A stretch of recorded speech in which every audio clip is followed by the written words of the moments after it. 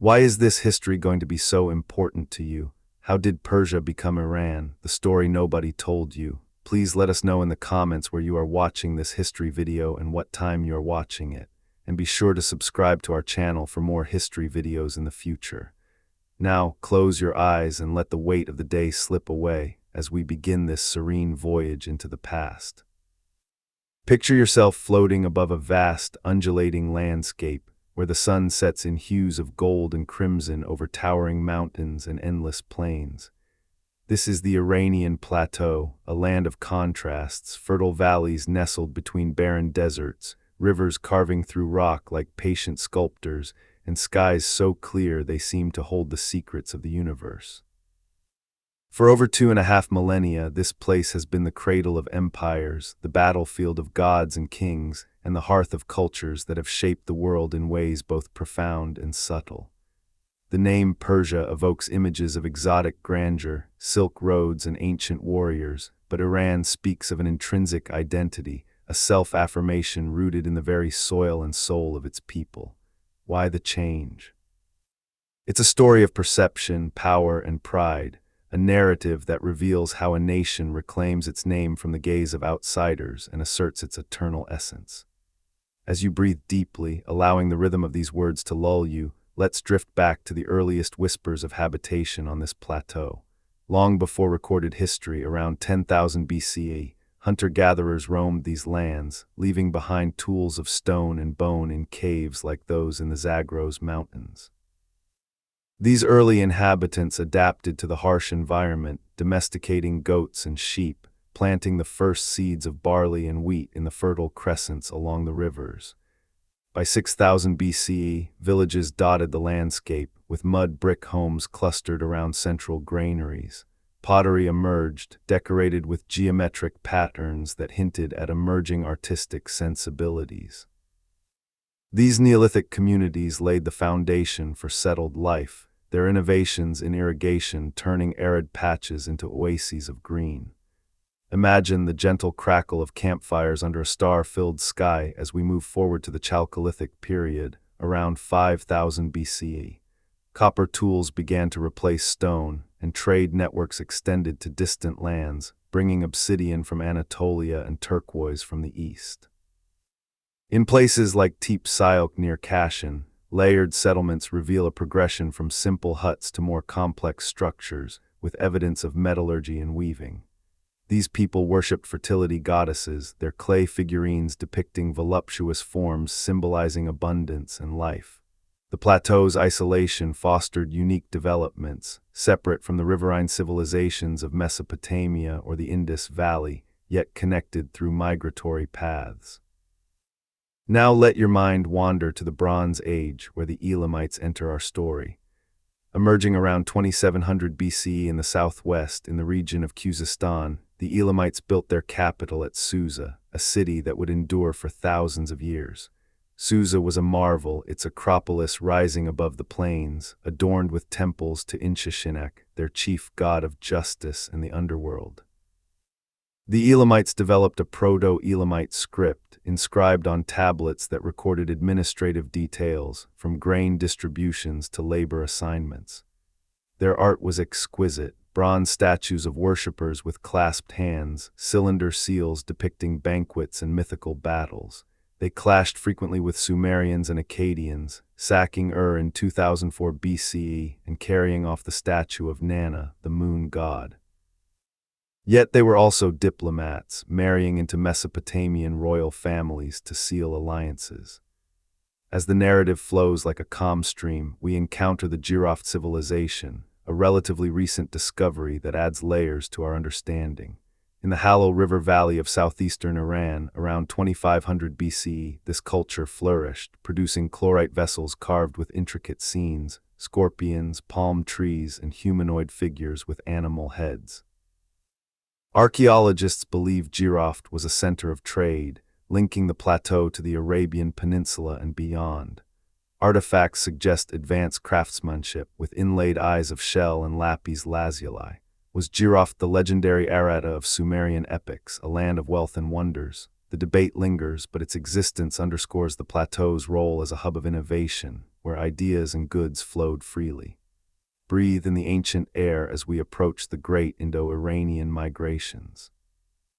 Between 2000 and 1500 BCE, waves of nomadic tribes from the Eurasian steppes descended upon the plateau.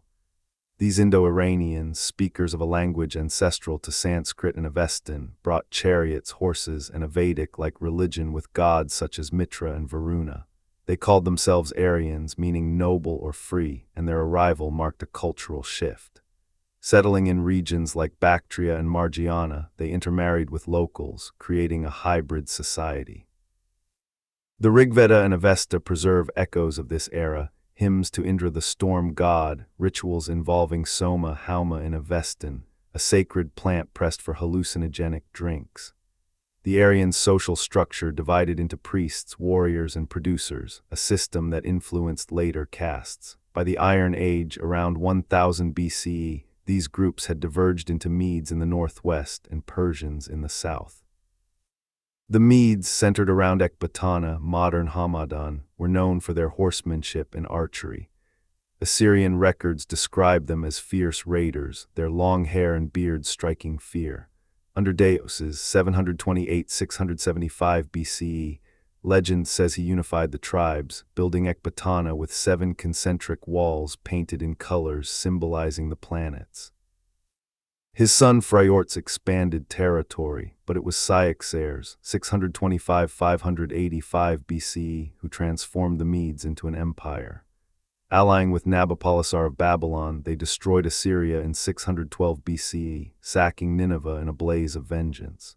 The Median Empire stretched from Anatolia to Central Asia, a confederation of tribes bound by kinship and military might.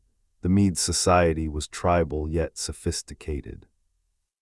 Kings consulted councils of elders, and women held status. Atossa, daughter of Cyaxares, married into the Persian line.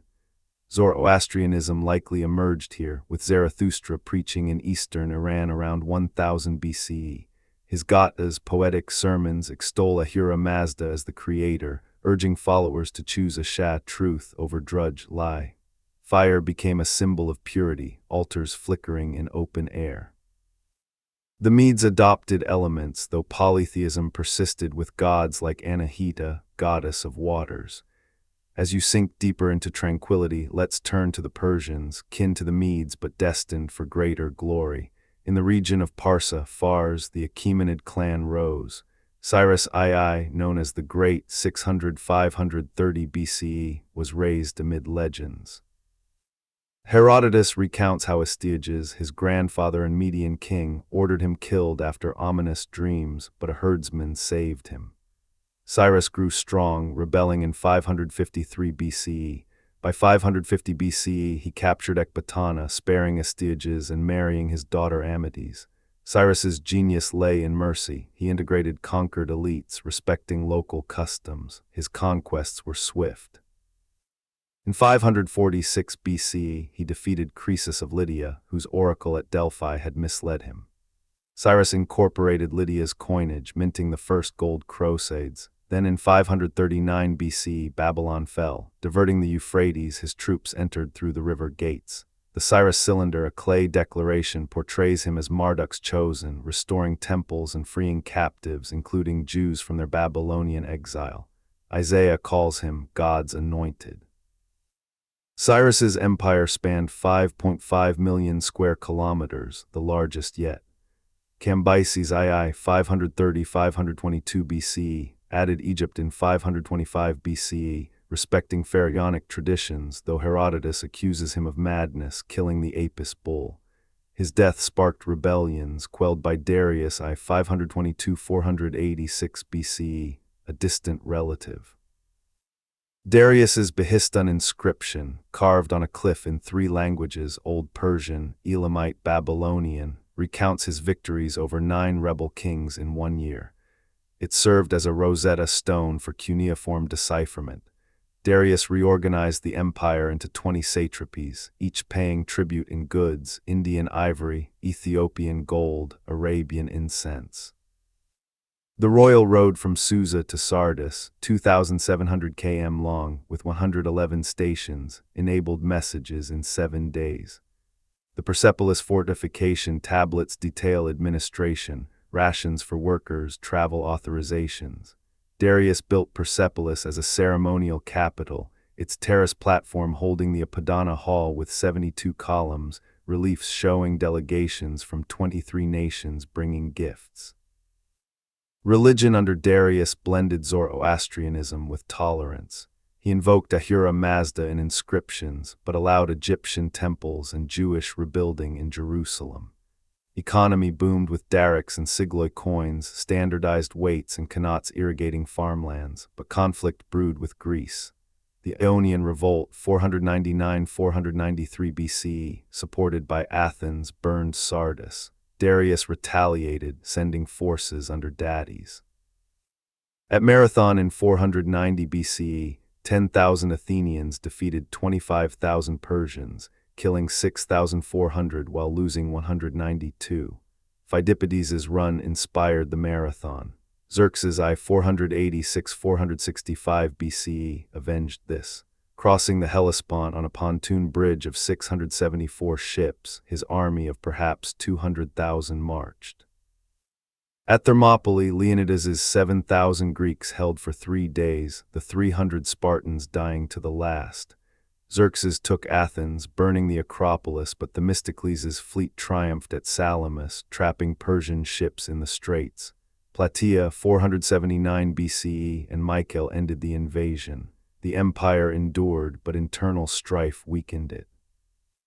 Artaxerxes I 465–424 BCE faced revolts, negotiating the Peace of Callias with Greece. Later kings like Darius II dealt with satrap rebellions and Egyptian independence. Alexander the Great's conquest began in 334 BCE. Winning at Granicus and Issus, he defeated Darius III at Gaugamela in 331 BCE. Darius fled, killed by Bessus. Alexander captured Babylon, Susa, Persepolis, burning the palace, perhaps in drunken revenge for Athens. He adopted Persian dress, marrying Roxana and encouraging unions between Macedonians and Persians, envisioning a fused empire. Alexander's death in 323 BCE led to the Diadochi Wars. Seleucus I gained the east, founding the Seleucid Empire. Hellenism spread, Greek cities like Ai Khanum in Bactria, theaters, gymnasia. But Iranian traditions persisted, Zoroastrian priests maintaining fires, locals speaking Aramaic and Persian. Seleucid control waned with rebellions. In 247 BCE, Arsaces I founded the Parthian Empire in the northeast. Parthians, descendants of Scythian nomads, excelled in mounted archery. Mithridates I 171–138 BCE, conquered Media, Elamites, Babylonia, earning King of Kings. He captured Demetrius II of Seleucia, treating him honorably. Parthian society was feudal, with noble houses like the Shurn and Karen. Kings wore tiaras, their coins showing Hellenic influences early on, later more Iranian. Trade flourished along the Silk Road, Parthia controlling routes from China to Rome. Silk, spices, and ideas flowed, Buddhism reaching westward. War with Rome defined the era. At Cary 53 BCE, Shurna's 10,000 cavalry annihilated Crassus's 40,000 legions using feigned retreat and arrow barrages. Captured standards became symbols of triumph. Antony's 36 BCE invasion failed, but Trajan briefly took Ctesiphon in 116 CE. Culture blended, Greek plays in Parthian courts, Zoroastrianism with Anahita cults, Manichaeism emerging under Mani in the 3rd century. Art featured frontal figures in rock reliefs like those at Baisatan. Internal weakness allowed the Sassanids to rise. Ardashir I from Istakhr and Fars defeated Artabanus IV at Hormozgan in 224 CE. Claiming Achaemenid descent, Ardashir founded the Sassanid Empire, crowning himself at Nakshi Rustem. He centralized power, making Zoroastrianism state religion, with Mob's priests advising the court. Fire temples proliferated, the Avesta compiled. Shapur I 240–270 CE expanded, capturing Roman Emperor Valerian at Edessa in 260 CE. Reliefs show Valerian nailing used as a mounting block. Shapur resettled Roman captives in Iran, building cities like Gundashapur where Greek, Syrian, and Indian scholars converged. Sassanid society was stratified: kings, nobles, priests, scribes, commoners. Women had rights. Queen Boran ruled briefly in 630 CE. Economy thrived on agriculture, silk production, and trade. Art reached peaks with silver vessels, stucco decorations, and rock carvings. Wars with Byzantium drained both, paving way for Arab conquests. Muhammad's death in 632 CE sparked expansion. At Qadisiyah, 636 CE, Rustam's Sassanid army fell to Sa'd ibn Abi Waqqas's Muslims. Yazderd III fled, assassinated in 651 CE near Merv. Islam transformed Iran. Caliphs Umar and Uthman incorporated it into the caliphate, but Persians resisted Arabization. The Shayyubiyya movement asserted cultural equality, Persians contributing to Islamic golden age as viziers, scientists, poets. Under Umayyads, Persians converted slowly, many becoming Mawali clients. Abbasid Revolution, 750 CE, drew Persian support, moving capital to Baghdad, modeled on Ctesiphon. Harun al-Rashid's court featured Persian influences, the Barmakids as viziers. Persian language evolved into New Persian with Arabic script, enriched by vocabulary. Ferdowsi's Shahnameh 1010 CE, 50,000 couplets, revived pre-Islamic legends: Rustem, Sohrab, kings like Jamshid. Local dynasties rose: Tahirids, Safavids, Samanids. The Samanids, 819–999 CE, in Bukhara patronized Persian literature, Rudaki the poet laureate. Buyids, Shiite Persians, captured Baghdad in 945 CE, ruling as emirs while caliphs were figureheads. They celebrated Nowruz, Zoroastrian New Year. Seljuk Turks arrived in 1037 CE, Oghuz nomads converting to Sunni Islam. Tughril Beg took Baghdad in 1055, Nizam al-Mulk's vizirate reforming administration. Alp Arslan defeated Byzantines at Manzikert in 1071, opening Anatolia to Turks. Seljuks built madrasas, mosques like Isfahan's Friday Mosque. Poets like Omar Khayyam wrote Rubaiyat, blending philosophy and wine. Mongol storm hit in 1219 CE, Genghis Khan retaliating for Khwarizm Shah's insult. Cities like Merv and Nishapur razed, millions perished. Hulagu Khan sacked Baghdad in 1258, ending Abbasids. Ilkhanids ruled Iran, converting to Islam under Ghazan, 1295. Rashid al-Din wrote Universal History. Maraghay Observatory advanced astronomy with Nasir al-Din Tusi. After Ilkhanid collapse, local rulers like Sarbadars emerged. Timur Tamerlane conquered in 1381, building skull towers but patronizing arts in Samarkand. Timurids continued, Shah Rukh in Herat fostering Renaissance-like culture. Ulugh Beg's observatory in Samarkand mapped stars. Safavids rose in 1501, Shah Ismail I, descendant of Sufi order, conquering Tabriz. He imposed Twelver Shi'ism, cursing Sunni caliphs, sparking Ottoman wars. Ismail's poetry in Turkish, army of Kizilbash, red-hatted devotees, defeated at Chalder in 1514 by Ottoman cannons. Shah Tahmasp, 1524–1576, moved capital to Kazvin, patronizing miniature paintings. Shah Abbasi, 1588–1629, the Great Reformed, creating Gulem slave army, moving capital to Isfahan, half the world. Naqshi Jahan Square with mosques, palaces, bazaars. He expelled Portuguese from Hormuz, allied with England. Safavid economy boomed with silk monopoly, caravanserais along roads. Culture peaked with philosophers like Mullah Sadra, blending mysticism and reason. Decline came with Afghan invasion in 1722, sacking Isfahan. Nader Shah of Sharid rose in 1736, conquering India in 1739, seizing Koh-i-Noor diamond. Zands under Karim Khan, 1751–1779, ruled from Shiraz, a humane era. Qajars, 1794–1925, Agha Mohammad Khan uniting by force. Fath Ali Shah faced Russian wars, losing Caucasus and Gulistan, 1813, and Turkmenchay, 1828 treaties. European influence grew: telegraph, oil concessions. Nasir al-Din Shah, 1848–1896, modernized, traveling to Europe, but tobacco protest, 1891, showed clerical power.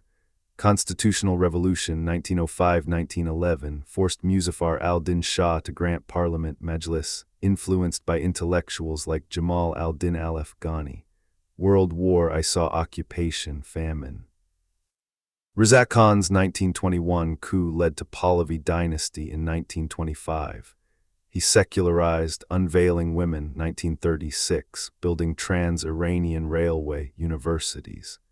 In 1935, he requested Iran for the nation, emphasizing Aryan roots amid Nazi sympathies, though neutral in WWII until Allied invasion in 1941.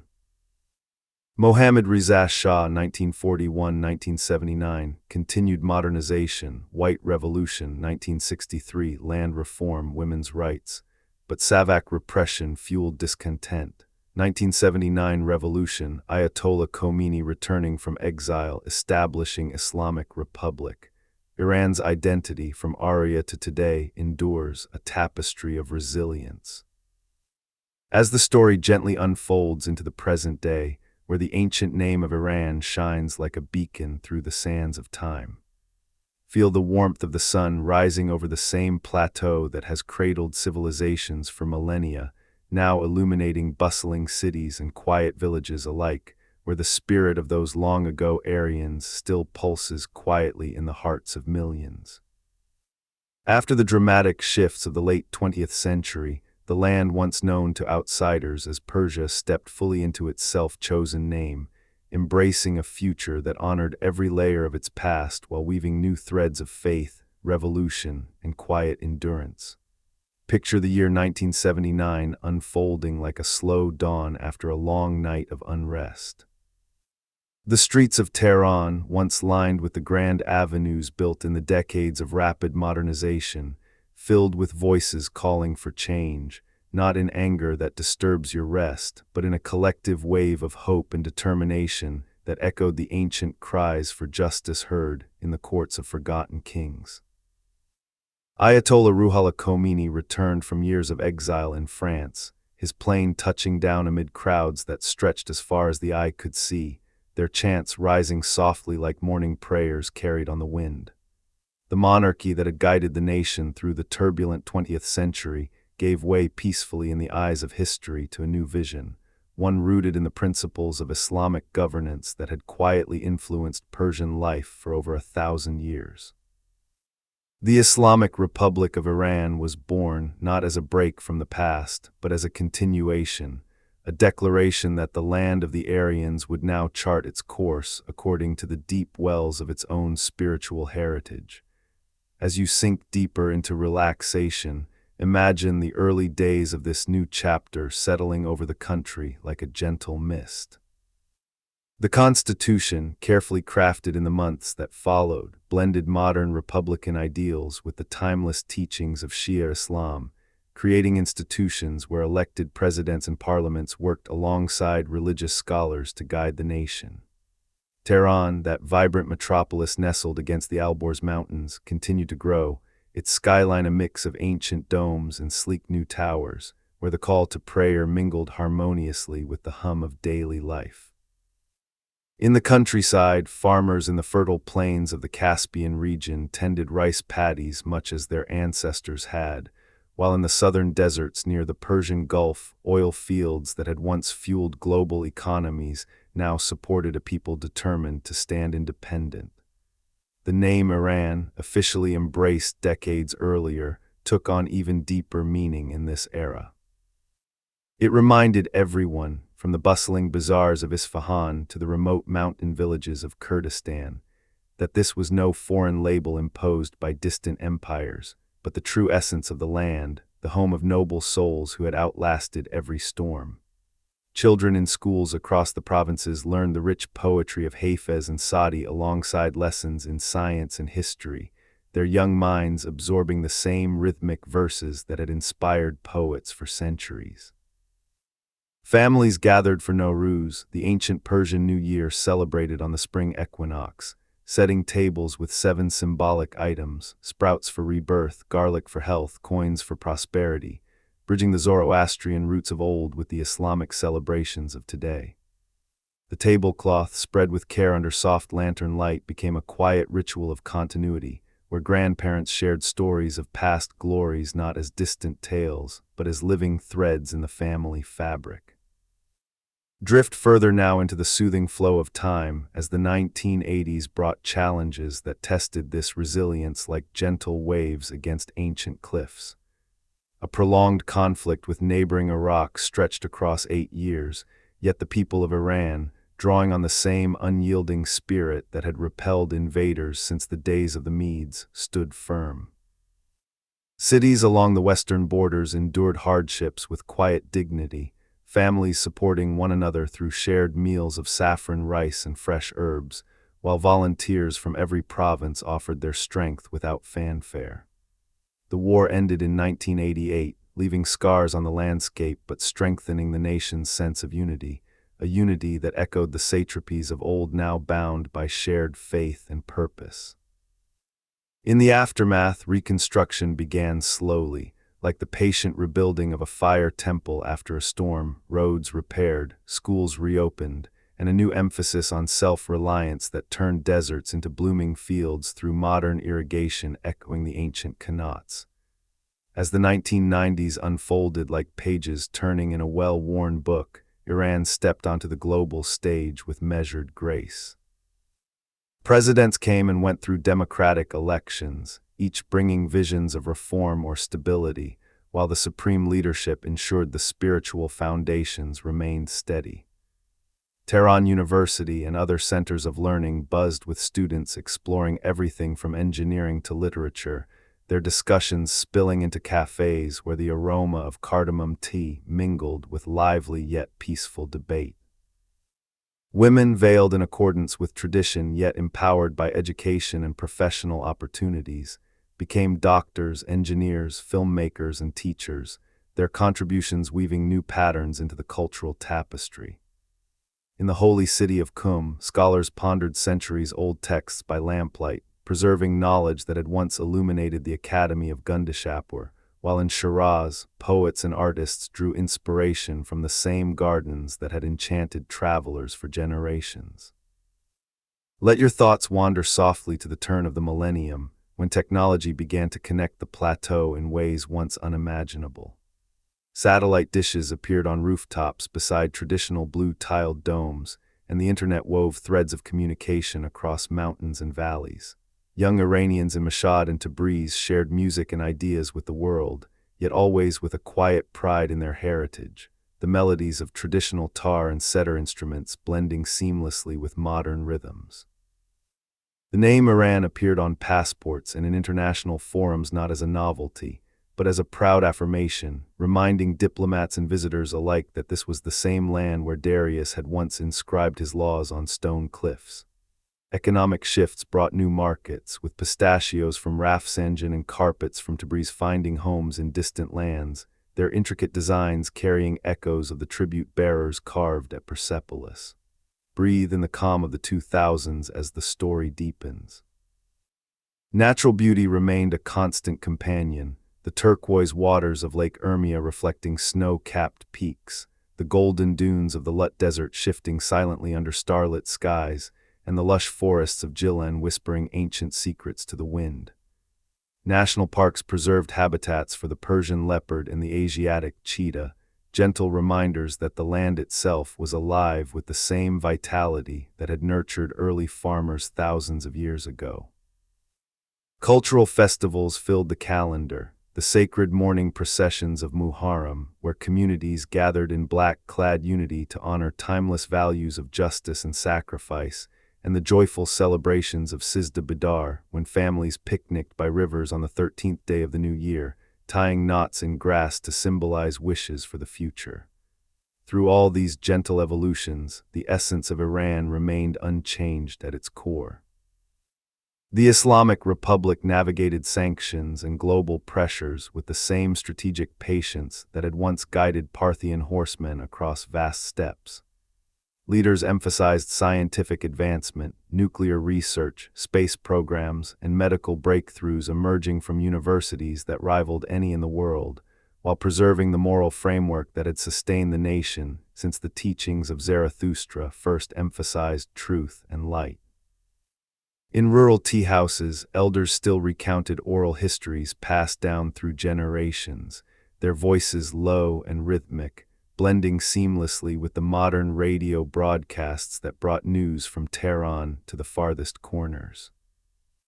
Feel the narrative carrying you peacefully into the 2010s and beyond, where urban life in places like Isfahan continued to thrive around the Grand Naqsh-e-Jahan Square, its mosques and palaces standing as eternal witnesses to both Safavid splendor and contemporary vitality. Tourists from around the world arrived in increasing numbers, drawn not only by the architecture but by the warm hospitality that has always defined Iranian culture. Strangers offered tea and conversation, their smiles bridging any divide. The youth, connected through social media, expressed their dreams in poetry slams and street art, often incorporating ancient motifs like the Faravahar symbol of protection, alongside contemporary themes of hope and progress. Environmental movements gained momentum, with volunteers planting trees in once barren areas, echoing the paradise gardens of Achaemenid kings who understood the sacred balance between humanity and nature. And yet, amid these modern rhythms, the deeper story of the name change lingered like a soft lullaby. When Reza Shah first requested the world use Iran in 1935, he was simply formalizing what the people had always known in their souls. Today, that name stands as a living bridge, connecting the proud declarations of Cyrus on clay cylinders to the quiet prayers offered in mosques across 31 provinces. It speaks of a land that has absorbed every influence, Greek, Arab, Mongol, Turkic, without losing its core, transforming each encounter into richer layers of art, cuisine, and philosophy. The fragrant stews of gourmet sabzi, the delicate rosewater sweets, the soaring domes covered in turquoise tiles, all whisper the same message. This is Iran, eternal and self-defined. As the years flowed onward, the nation faced new horizons with the same quiet strength.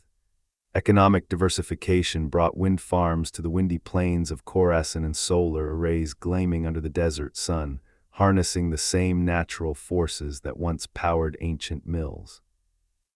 Cultural exchanges flourished through film festivals in Tehran, where directors told stories of everyday heroism that resonated far beyond borders, winning acclaim while staying true to Iranian sensibilities. Sports united the people, football matches filling stadiums with cheers, wrestlers training in traditional zurkhane houses where rhythmic drumming accompanied ancient exercises, honoring the physical prowess of warriors from every era. Through it all, the family remained the gentle heartbeat of society. Grandmothers teaching grandchildren to tie the 7 herbs of sabzi polo, fathers sharing tales of mountain hikes in the Zagros, and children dreaming under star-filled skies. These simple moments carried the weight of history without heaviness. The Islamic Republic evolved with each generation, adapting policies to new realities while holding fast to the principles of independence and dignity that had defined the land since its first inhabitants looked to the heavens for guidance. Imagine now the northern reaches of Gilan and Mazandaran, where the Caspian Sea meets the lush foothills of the Alborz Mountains in a soft embrace of mist and green. Here, the air carries the scent of rain-soaked tea plantations stretching in neat rows like pages in an open book, their leaves glistening under the gentle drizzle that falls almost every afternoon. Local families rise with the first light, their hands moving with practiced grace as they pluck the tender shoots that will become the fragrant tea served in small glass cups across the country. The houses, with their wooden verandas overhanging the rice paddies, stand as quiet guardians of tradition, where grandmothers teach children the ancient art of cooking mirza gasmi, eggplant roasted over open flames until it softens into a smoky delight mixed with garlic, tomatoes, and eggs, its aroma drifting through the morning air like a lullaby. In these provinces, the Nowruz celebrations stretch longer than anywhere else, with families hiking into the misty forests to tie knots in the fresh grass on Sizda Bidar, whispering wishes for health and harmony that have been carried on the wind for thousands of years. Drift southward in your mind to the vast open spaces of Khorasan, where the horizon stretches endlessly under skies so clear they seem to touch the very edge of eternity. The city of Mashhad pulses with a gentle spiritual energy, its golden dome of the Imam Riza shrine glowing softly at dusk, drawing pilgrims from every corner of the land who walk the marble courtyards in silent reflection. Around the shrine, the bazaars hum with the quiet clinking of copperware and the rich scent of saffron threads piled high in woven baskets, threads harvested by hand from purple crocus flowers in the fields nearby, each tiny strand representing hours of patient labor under the autumn sun. Farmers here tend orchards of pistachio trees that have stood for generations, their trunks twisted like the stories of old, yielding nuts that crack open with a satisfying snap to reveal the green treasure inside. In the evenings, storytellers gather in tea houses, their voices low and rhythmic as they recount tales of local heroes, blending the poetry of Ferdowsi with modern reflections on resilience, while the samovar steams softly in the corner, filling the room with the comforting aroma of black tea and cardamom. Let your breath settle into an even deeper rhythm as we move westward to the rugged beauty of Kurdistan and Kermanshah, where the Zagros mountains rise like ancient sentinels guarding hidden valleys.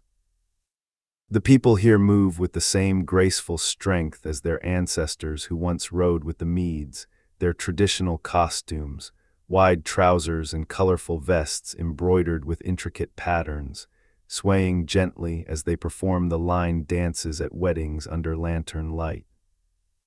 In the villages, women weave kalims on looms passed down through families, their fingers dancing over threads of wool dyed with natural colors from pomegranate skins and walnut husks, creating patterns that tell stories of mountains and rivers without a single word. The food carries the warmth of the land, huge trays of dalma, grape leaves stuffed with rice, herbs, and tender lamb, slow cooked until the flavors melt together like the passing seasons. At night, the stars seem closer here, shining down on campfires where musicians play the daft drum in soft, hypnotic beats that echo the heartbeat of the plateau itself. Further south, the province of Fars welcomes you like an old friend, its name whispering the very root of the word Persia that outsiders once used. Yet here, in the heartland around Shiraz and Persepolis, the people simply call it home. The city of Shiraz, with its gardens of orange blossoms and nightingales singing at twilight, feels like a poem come to life. Families stroll along the pathways of Iram Garden, where cypress trees stand tall and straight as the columns of ancient palaces nearby, their shadows lengthening across reflecting pools that mirror the sky. In the evenings, poets gather at the tomb of Hafez, reading verses aloud in voices soft as falling petals, while the scent of rosewater and incense drifts through the air from nearby shrines. Nearby, the ruins of Persepolis stand in dignified silence under the stars, their massive stone columns catching the moonlight just as they once caught the torchlight of kings, reminding every visitor that greatness is not measured in conquest but in the quiet persistence of stone and spirit. Breathe in slowly now as the landscape opens into the central deserts of Isfahan and Yazd, where the earth itself seems to breathe in gentle waves of heat and cool night air. Isfahan, the city once called half the world, still lives up to its name with the majestic Naksh-e-Jahan Square, where the blue-tiled domes of the Shah Mosque reflect in the long rectangular pool like a dream frozen in water. Artisans in the covered bazaars hammer silver into delicate trays, their rhythmic tapping blending with the calls of shopkeepers offering saffron ice cream swirled with pistachio slivers. Families gather on Friday evenings to walk the bridges over the Zayende River, even when the river runs low, their laughter mingling with the soft strumming of setar instruments played by street musicians. In Yazd, the wind towers rise like ancient sentinels above the adobe houses, catching the slightest breeze and channeling it down into cool underground rooms where the heat of the day cannot reach. Here, people still practice the ancient art of kanat building, those underground channels that have brought life-giving water to the desert for millennia, their hands working with the same patient wisdom that once sustained the great empires. Let your mind wander peacefully eastward to the sun-baked plains of Balochistan and Sistan, where the land meets the Arabian Sea in a soft kiss of waves and desert dunes. The Baluchi people, with their embroidered dresses and turbans flowing like desert winds, move with a quiet dignity that has endured every storm. Their music, played on the dottar and accompanied by poetic verses, fills the evenings around campfires, telling stories of camel caravans and starry nights that feel as timeless as the dunes themselves. In the mornings, women grind spices by hand, cumin, coriander, and dried limes, creating the rich flavors that turn simple stews into feasts shared under open skies. The landscapes here shift gently with the seasons, vast salt flats that glitter like mirrors after rare rains, and the ruins of ancient cities half buried in sand, whispering secrets to those who listen with open hearts. Across the southern coast in Hormozgan and Bushir, the Persian Gulf laps gently against shores lined with palm trees and traditional wooden boats called lenj.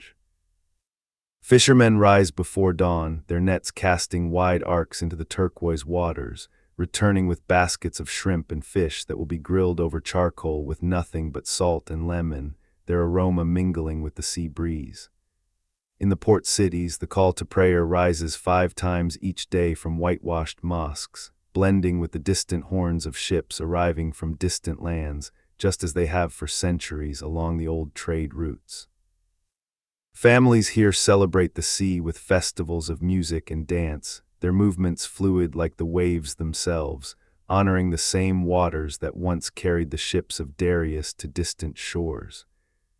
Now feel the narrative flowing like a calm river through the central plateau once more, where the province of Tehran stands as the beating heart of modern Iran. The capital city rises in layers, from the quiet tree-lined streets of the north where snow-capped mountains frame the skyline, to the vibrant southern neighborhoods where life spills out onto sidewalks in colorful markets. Young people gather in cafes sipping Turkish coffee while discussing everything from poetry to the latest scientific discoveries, their voices filled with the same curiosity that once drove scholars at the Academy of Gundishapur. Universities hum with activity late into the night, students in white coats studying medicine or engineering, their minds building the future upon the foundations laid by ancestors who mapped the stars and healed the sick with herbs and wisdom. In the evenings, the metro carries people home through tunnels deep beneath the city, emerging into neighborhoods where the smell of fresh bread from stone ovens fills the air, and families sit together on carpets spread on the floor, sharing plates of chilo kebab, fluffy rice topped with grilled lamb, tomatoes, and onions, accompanied by fresh herbs and yogurt. Throughout all these provinces, the thread of identity weaves itself quietly but surely.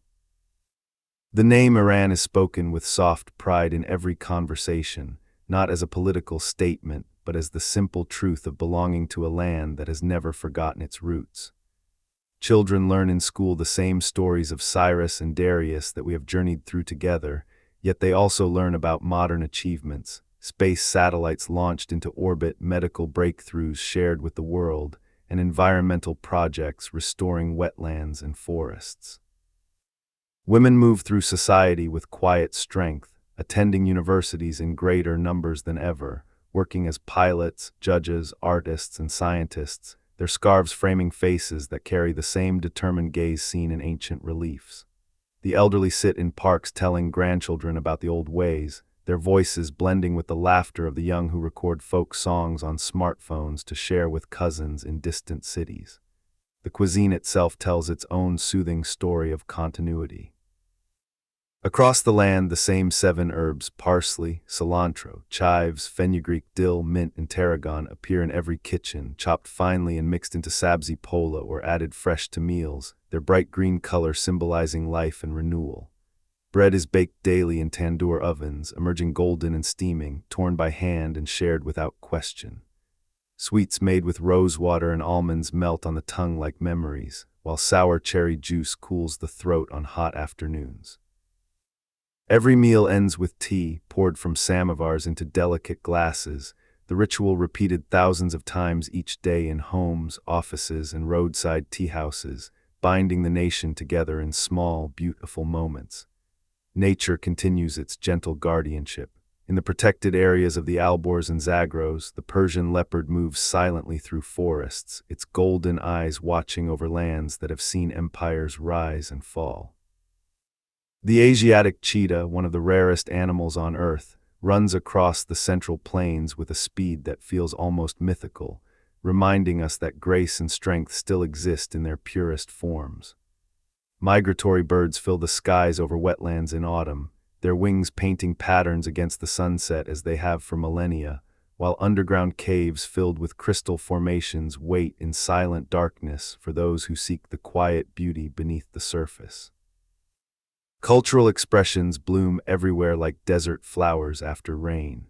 Cinema houses in Tehran screen films that win international awards, telling stories of ordinary people facing life with the same dignity that once defined the satraps of old. Musicians play the santur and neigh in concert halls and village squares, their melodies rising and falling like the plateau itself, sometimes joyful, sometimes reflective, always deeply Iranian. Calligraphers dip reed pens into ink, creating flowing lines of poetry on paper that will be framed and hung in homes, each stroke carrying centuries of tradition. Painters capture the light on tiled domes and desert landscapes, their brushes moving with the same patience that built the great monuments of the past. Sports and physical traditions keep the body and spirit strong. In the traditional Zerkane houses, athletes perform ancient exercises to the beat of the drum and the chanting of poetry, their movements powerful yet graceful, honoring the physical legacy of warriors and farmers alike.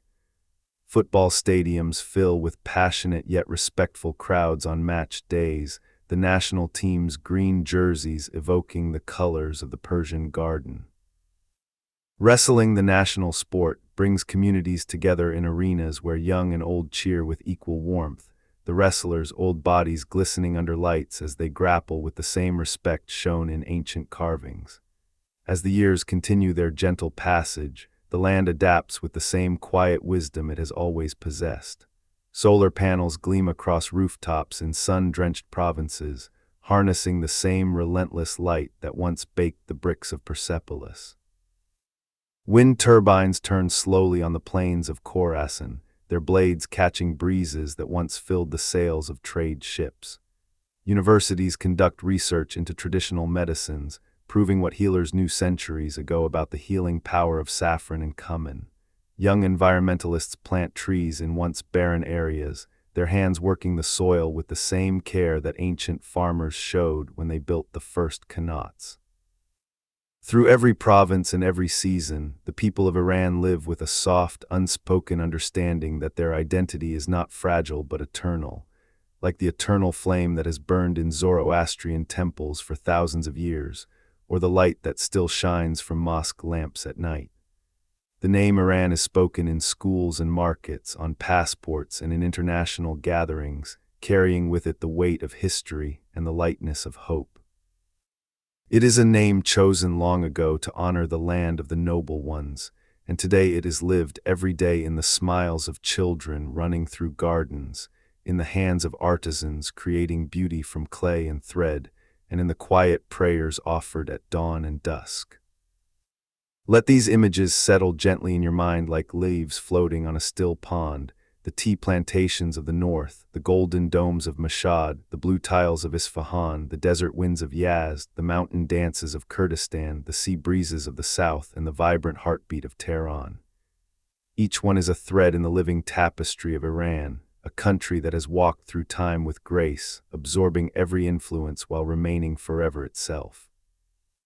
The story of its name is not merely history, it is the present moment, unfolding softly with every sunrise over the plateau, every shared meal, every song sung under the stars. Let the darkness behind your eyelids become a vast, velvet sky over the Iranian plateau, dotted with the same stars that once guided caravans along the Silk Road and watched over the first fire altars lit in honor of Ahura Mazda. As your breathing deepens and steadies, we return once more to the very roots of that name, back before empires rose or fell, back to the moment when the word Iran first took shape in human speech, not as a political declaration but as a simple, profound expression of belonging. This is where the story breathes most quietly, in the soft spaces between recorded history and living memory, where the land itself seems to remember who it has always been.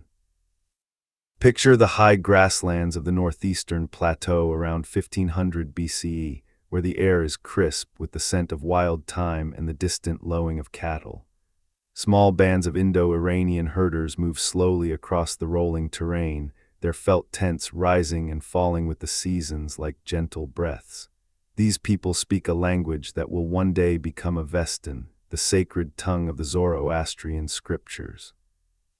Their evening gatherings around low fires, elders recite hymns that praise the wide, open land they call Aryanam x letter 1d5b a theta r, a something like the spacious expanse of the Aryans, or more poetically, the noble land. The word Arya here carries no sense of superiority in the modern racial sense. It means honorable, noble in conduct, free from deceit. To be Aryan was to live by Asha, truth, order, righteousness, in harmony with the natural world and with one another. These early communities were not yet a nation in the modern sense, but a shared way of seeing the world. Their gods rode chariots across the sky, bright Mithra with his 1,000 eyes watching over contracts and friendships, radiant Anahita pouring life-giving waters from her golden vessel, fierce Varithragna granting victory to the just. The people offered Hauma, pressed plant juice, in rituals that opened the mind to higher truths, singing verses that would later be collected in the Yasna section of the Avesta. When they spoke of their homeland, they did not use Persia, a term that would only arrive centuries later from Greek lips referring to the southwestern province of Parsa.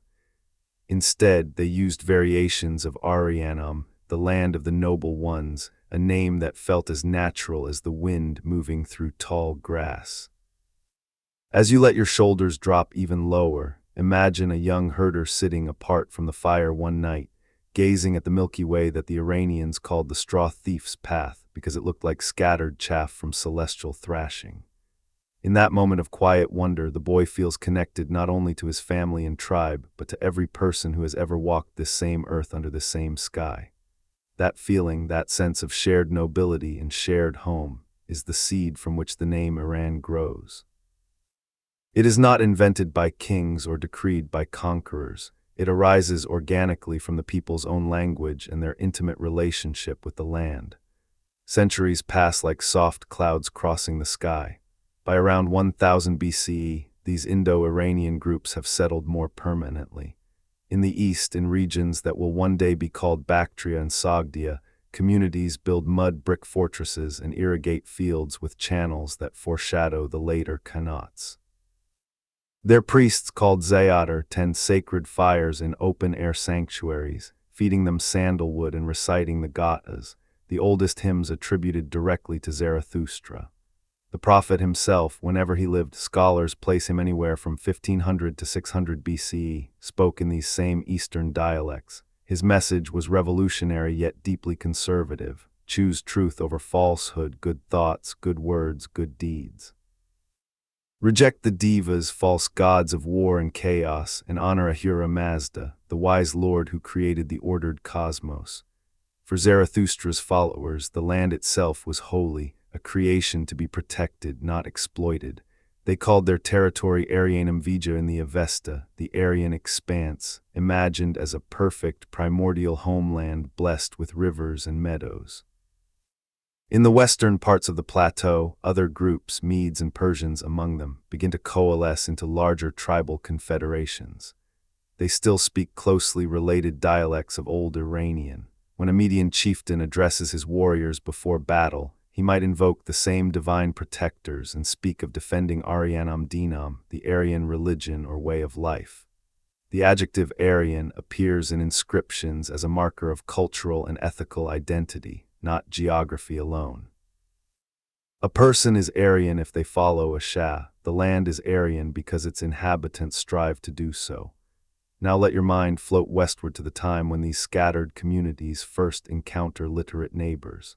Assyrian scribes in the 9th century BCE begin recording the names of tribes on the Iranian plateau, Madai for Medes, Parsua for early Persians. The Assyrians do not use Iran, they use local tribal names. Yet within those tribes, the self-designation persists quietly.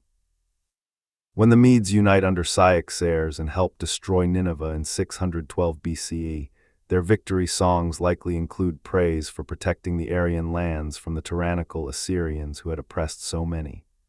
Then comes Cyrus the Great in the mid-6th century BCE.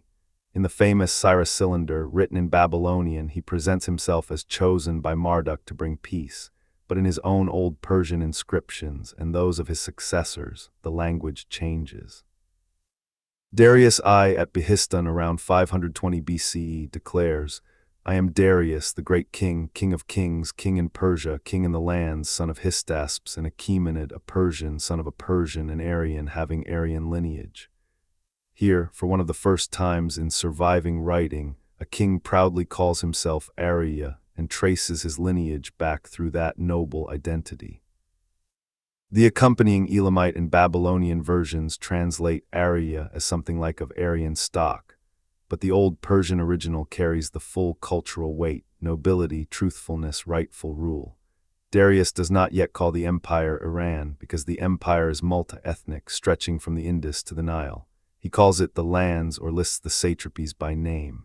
But the core territory, the Iranian plateau and its heartlands, he and his successors understand as the Aryan expanse. In Persepolis reliefs, the central figures are Persians and Medes, depicted as equals in dress and dignity, together representing the Aryan core of the empire. As your thoughts grow softer and slower, consider how this identity survives even conquest. When Alexander burns Persepolis in 330 BCE, Greek writers begin calling the whole region Persia after the southwestern province, a convenient shorthand for outsiders. The Greeks never adopt Iran or Aryan. Their maps and histories use Persis for the core and Arya for eastern regions like Herat. Yet inside the land, the name endures in local speech. Parthian kings from 247 BCE onward use titles in Aramaic and Greek on coins, but their spoken language is Middle Iranian, a direct descendant, and court poets continue reciting Avestan hymns that speak of Aryanum Vija. The Sassanids 224–651 CE make the connection explicit. Ardashir calls himself King of Kings of Iran, Iranshar, on his rock reliefs and coins. His son Shapurai boasts of victories over Romans in Iran and Anaran, Iran and non-Iran. The term Iran comes directly from Old Iranian Aryanum through Middle Persian sound changes. For the first time, the land has an official endogenous name used by its rulers, Iranshar, the empire of the Iranians, Aryans.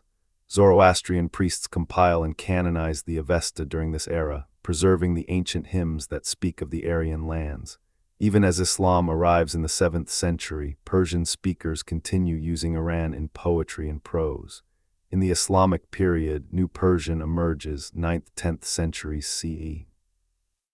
Ferdowsi's Shahnameh repeatedly invokes Iran Zamin, the land of Iran, and Iran Shar, contrasting it with Turan, the lands of the nomadic Turks. When poets like Sadi and Hafez write in Shiraz centuries later, they still call their homeland Iran. The name never disappears from the people's own language, even when Europeans insist on Persia derived from classical Greek. Only in 1935 does Reza Shah Pahlavi formally request foreign governments and the League of Nations to use Iran in official correspondence, aligning international usage with the native term that had existed for over 2,000 years.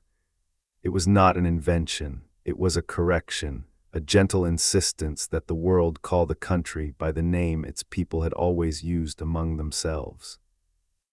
And so, as your mind rests in this quiet space between past and present, know that every time someone says Iran today, they are echoing the same soft words spoken around campfires 4,000 years ago. It is not a modern construct but a living thread, spun from the first hymns, carried through empires and invasions, preserved in poetry and prayer, and spoken today in millions of homes with the same gentle pride. Imagine a small village in the foothills near Sabzivar in Razavi, Khorasan province on a crisp spring morning in the year 2025. The muezzin's call floats over tiled rooftops at dawn, blending with the first rooster crows and the distant bleat of goats being led to pasture. A grandmother named Zara sits cross-legged on a kaleem in her courtyard, sorting fresh barberries she picked yesterday from the thorny bushes that grow wild along the irrigation ditches. Her granddaughter, 9-year-old Narges, kneels beside her, carefully threading the tiny red jewels onto strings that will dry in the sun and later flavor rice dishes for the family's Nowruz gathering. As they work, Zara tells the child, in the soft Khorasani accent that turns certain vowels into gentle music, how their village has stood on this spot since before anyone can remember. When your great-great-grandfather was a boy, Zara says, placing a barberry in Nargis's palm, the old people still called this place part of Iran's Zaman, not Persia. Persia was what the Ferengi said when they came with their maps and their ships, but we always said Iran. Even when the Mongols came and burned the books, even when the Timurids built their blue domes, even when the Qajars lost pieces of the land to strangers, we still said Iran, because Iran is not a border drawn with ink. Iran is us, it is this barberry bush, this courtyard, this sky. Narges listens with wide eyes, rolling the word Iran silently on her tongue the way children do when learning something sacred. Later that day, she will write it in her school notebook during a history lesson about the Achaemenids, and she will feel a small, secret thrill that the name on the page is the same name her grandmother uses when calling her in from play. Thousands of kilometers away, in a high-rise apartment overlooking the Karun River in Avaz that same spring, a young engineer named Amir sits at his laptop reviewing seismic data from an oil field southwest of the city. The room is quiet except for the low hum of the air conditioner and the occasional call of a myna bird on the balcony railing. On the wall behind him hangs a framed verse in elegant Nastaliq calligraphy. My Iran, O pure soil, I love you every stone and every particle of your earth I love as my own life. Amir glances at it often while he works.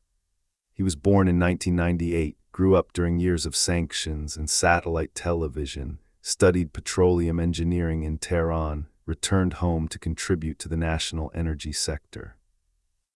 When colleagues in international video calls still occasionally say Persia out of habit, he corrects them gently. We say Iran, not with anger but with the calm certainty of someone who knows the word carries more than geography, it carries continuity.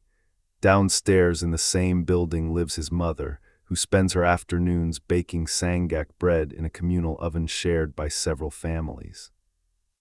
She shapes the dough with quick, practiced hands, slaps it against the hot pebbles lining the oven wall, and waits for the characteristic dimples to form. While the bread bakes, she hums old lullabies her own mother taught her, songs that mention Iran in verses about brave horsemen and blooming almond trees. When the loaves come out golden and steaming, she wraps one in a clean cloth and carries it upstairs to Amir. They break bread together, dipping pieces in walnut and pomegranate sauce, talking about nothing in particular. The rising price of tomatoes, the new park being built along the river, whether the pistachio crop will be good this year. In these ordinary moments, the name Iran is not spoken aloud, yet it is present in every gesture, every shared bite, every glance that says we belong here together always. Drift now to Bandar Abbas on the Persian Gulf coast in late summer 2025. The heat shimmers off the water, turning the horizon into liquid silver. Dockworkers unload containers from a ship that sailed from China carrying solar panels destined for new installations in Kerman province. Among the crew is a young Iranian sailor named Layla who has just finished her watch. She leans against the railing, phone in hand, scrolling through photos her sister sent from their family home in Minab, date palms heavy with fruit, cousins playing by the irrigation canal, an elderly uncle repairing a traditional lenge boat with the same tools his father used. Layla smiles, types a quick reply, send more pictures of the palms. I miss the smell, and then looks out at the sea. She thinks about how the water stretching before her has carried Persian, Parthian, Sassanid, Safavid, and modern Iranian ships for millennia. Traders once sailed these same routes carrying lapis lazuli from Badakhshan, saffron from Khorasan, carpets from Kerman. Today the cargo is different: electronics, petrochemicals, dried fruits, but the sea remains the same, and so does the name the sailors use when they speak of home. On board they say Bazgasht be Iran, return to Iran, the way their ancestors might have said Bazgasht be Iranshar. The continuity is quiet, almost invisible, yet unbreakable. Far to the northwest, in a small orchard outside Urmia in West Azerbaijan province, an Armenian-Iranian family tends apricot trees that have stood since their great-grandparents planted them in the early 20th century. The trees are old now, gnarled and heavy with fruit the color of sunrise. Each September the family gathers to harvest, spreading tarps beneath the branches and shaking the limbs gently so the apricots fall like soft rain. They speak Armenian at home, Persian at school and in the market, and they all understand that this land is Iran, not an imposed identity, but the place their ancestors chose to stay and build lives after centuries of movement. The grandfather Aram likes to sit under the largest tree in the late afternoon, peeling a just-picked apricot and sharing pieces with his grandchildren. He tells them stories in a mixture of languages about the Silk Road merchants who once passed through this region, about the churches built of local stone that still stand in nearby villages, about how the name Iran has sheltered many peoples: Armenians, Assyrians, Kurds, Azeris, Persians, Baluchis, Turkmens, Lors, Bakshiris, Arabs, and more, without ever asking them to erase who they are. Iran means room for everyone who chooses truth and kindness, he says, repeating a phrase his own father taught him. The children listen, juice running down their chins, already understanding in their bones that belonging is not about sameness, but about shared soil, shared sky, shared gentleness. In the bustling Grand Bazaar of Tabriz that same autumn, merchants call to one another over piles of handmade copper trays, bolts of silk brocade, sacks of cumin and sumac. A young Azerbaijani-Iranian woman named Sevda sells turquoise jewelry from Nishapur, arranging necklaces on black velvet so the stones catch the light filtering through the vaulted roof. Customers come from every province, some speaking Turkish, some Persian, some a mixture, and all of them use the word Iran when they talk about where they are from, where they are going, where their children will grow up. Sevda has studied gemology online, dreams of opening her own workshop one day. When a tourist asks her in halting English if she is Persian, she smiles politely and answers, "I am Iranian, from Tabriz, welcome to Iran." The correction is soft, almost musical, carrying no resentment, only the quiet insistence that the correct name matters because it is the name people have carried in their hearts for millennia. Now let your mind float over the central desert at night, where the sky is so clear that the Milky Way looks like a river of scattered diamonds. In a small caravanserai near the town of Karanak in Yazd province, a group of astronomy enthusiasts has gathered for a stargazing weekend. Telescopes point upward while a guide explains constellations the ancient Iranians named, the serpent bearer which they associated with the healer Asclepius but also with their own mythic physicians, the chariot linked to Mithra's solar journey, the great bear that shepherds once used to navigate home across the plateau. One participant, a high school teacher from Kazvin named Hassin, shares with the group how the word Iran appears in medieval Persian astronomical texts, always as the homeland whose scholars preserved and expanded Greek, Indian, and Babylonian knowledge. Later, when the others have gone to sleep, Hassin stays outside a little longer, lying on a blanket and looking up. He thinks about how the same stars shone over Zarathustra when he first preached, over Avicenna when he wrote the canon of medicine, over modern Iranian scientists launching satellites.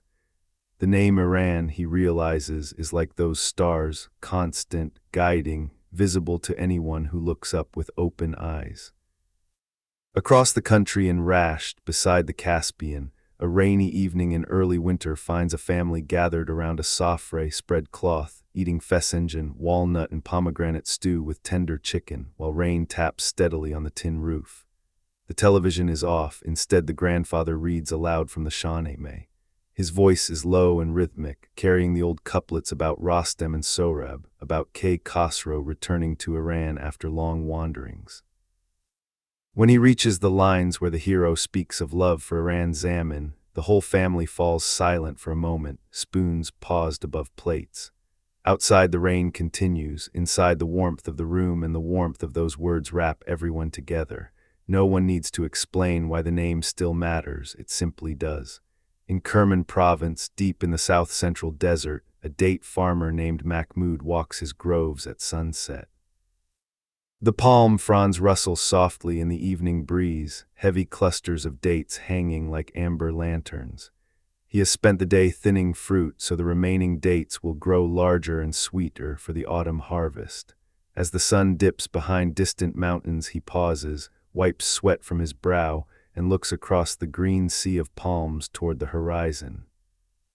Somewhere beyond those mountains lies the rest of Iran, Tehran's traffic, Shiraz's gardens, Mashhad's shrine, Bandar Abbas port, Urmia's lake, and yet here among his trees he feels the whole country in a single breath.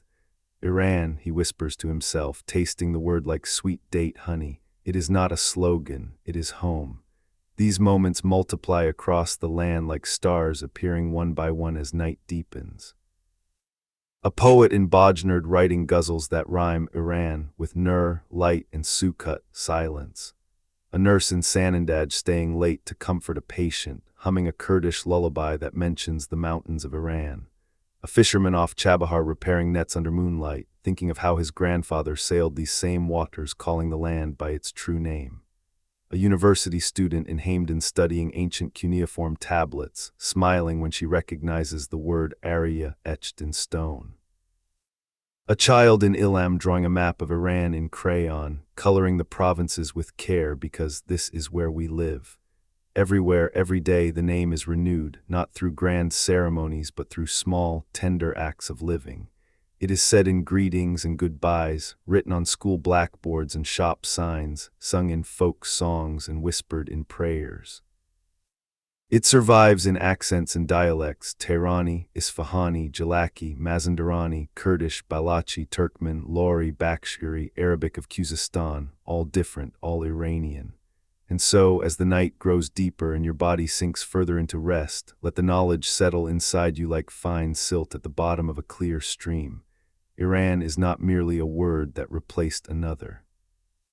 It is the oldest continuous self-designation still in living use on earth, spoken today in the same spirit it was first uttered around ancient fires. It has outlasted every empire that tried to rename it, every map maker who drew different lines, every foreign tongue that preferred its own version. It endures because the people who carry it have never stopped choosing it, quietly, stubbornly, lovingly. Now let your breathing become so slow it is almost invisible, as we slip once more into the quiet river of time and follow one single thread.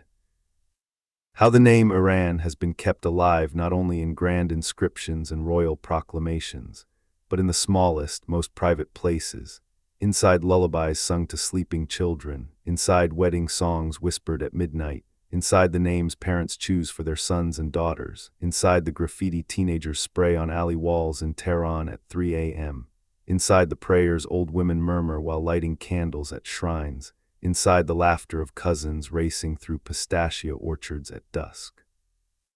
These are the places where history breathes most softly, where the word survives not because anyone forces it to, but because no one can imagine life without it.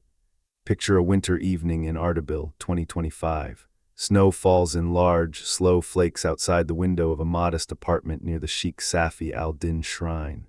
Inside, a mother named Fatme rocks her newborn son in a wooden cradle carved by her grandfather decades ago. The room smells of burning esfand seeds, wild rue, meant to ward off the evil eye, and of the cardamom she has just added to the tea steeping on the samovar. She sings very quietly, almost under her breath, an old Azeri lullaby her own mother sang to her.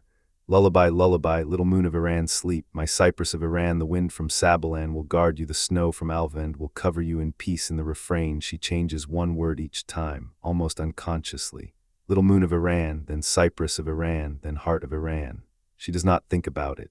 The word simply belongs there, as natural as the heartbeat she feels against her chest. When the baby finally sleeps, she kisses his forehead and whispers his name, Kayan, an ancient Persian name meaning king or realm, one of the countless given names that still carry echoes of Iranshar inside them. Arya, Darius, Cyrus, Kuros, Anahita, Artin, Roxana, Fariba, Parasa, Soria, all of them small vessels that carry the old nobility forward into new lives.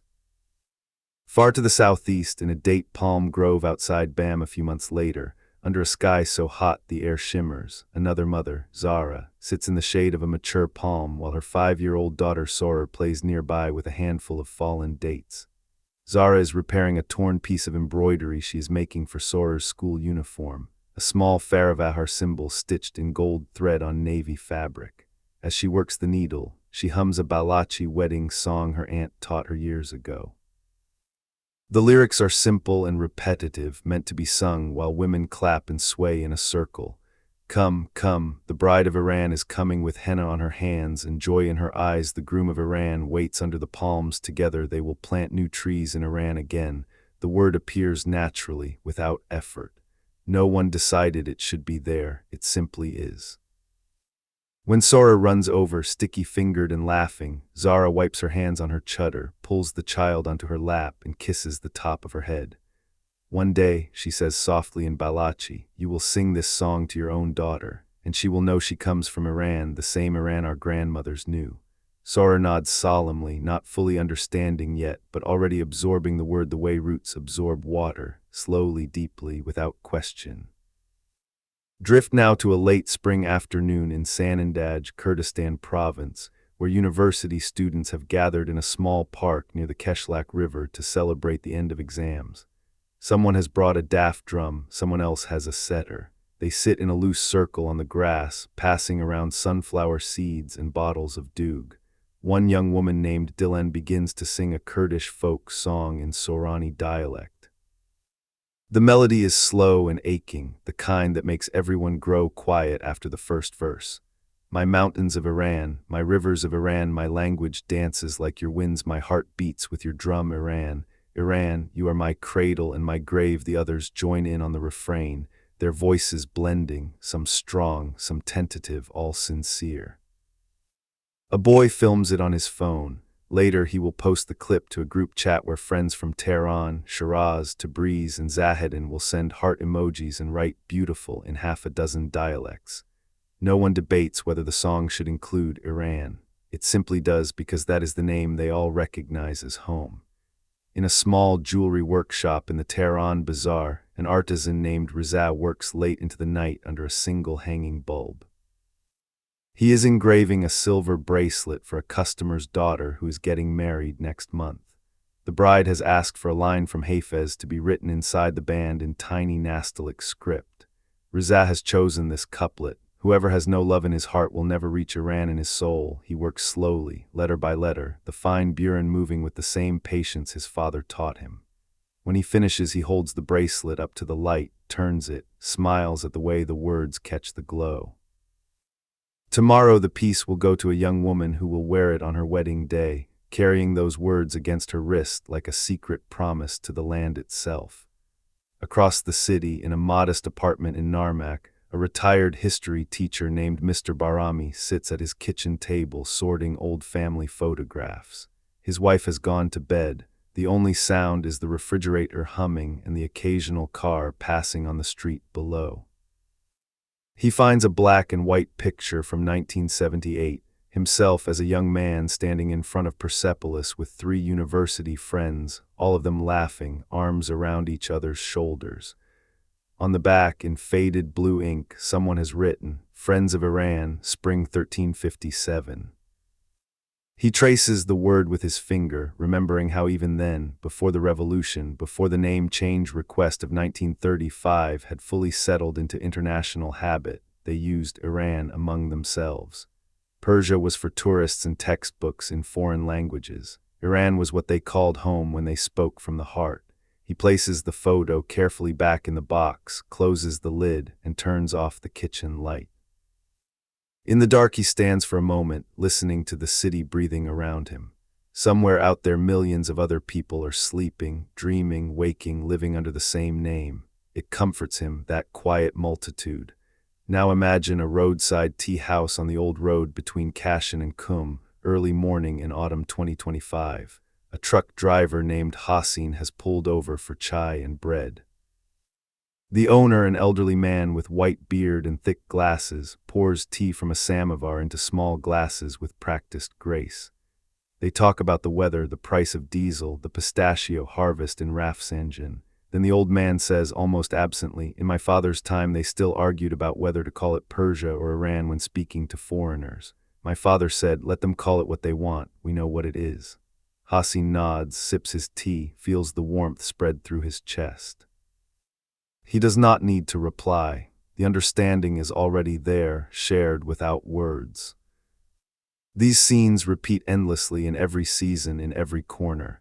A schoolgirl in rashed writing, Iran, on the first page of her new notebook with careful pride. A shepherd in the Tailkin Valley naming his favorite ewe Irani because she always comes back home. A poet in Bushehr posting a new ghazal online that ends with the line, "And Iran sleeps tonight with her head on the Gulf." A grandmother in Gonbadi Kavis teaching her grandson how to tie a Turkmen knot while telling him stories of the old caravans that crossed Iran's Zaman. A young architect in Yazd designing a new wind tower that echoes the ancient ones, whispering to herself for Iran as she sketches. The name lives in these places, not in museums or official documents alone, but in voices, in hands, in glances, in silences. It is renewed every time a parent tells a child, "We are from Iran," every time someone abroad answers the question, "Where are you from?" With that single, soft word, every time a song or a poem or a prayer includes it without needing to explain why. And so, as your mind floats now in the deepest peace, let this final understanding wrap around you. The change from Persia to Iran in the eyes of the world was only the smallest, outermost ripple. The true name has always been here, spoken in love, carried in lullabies, written in henna, engraved in silver, sung at weddings, whispered at gravesides, shouted in stadiums, murmured in prayers. It has never needed permission to exist, it simply is, under the same wide sky that stretches from Kamila to the Iranian plateau.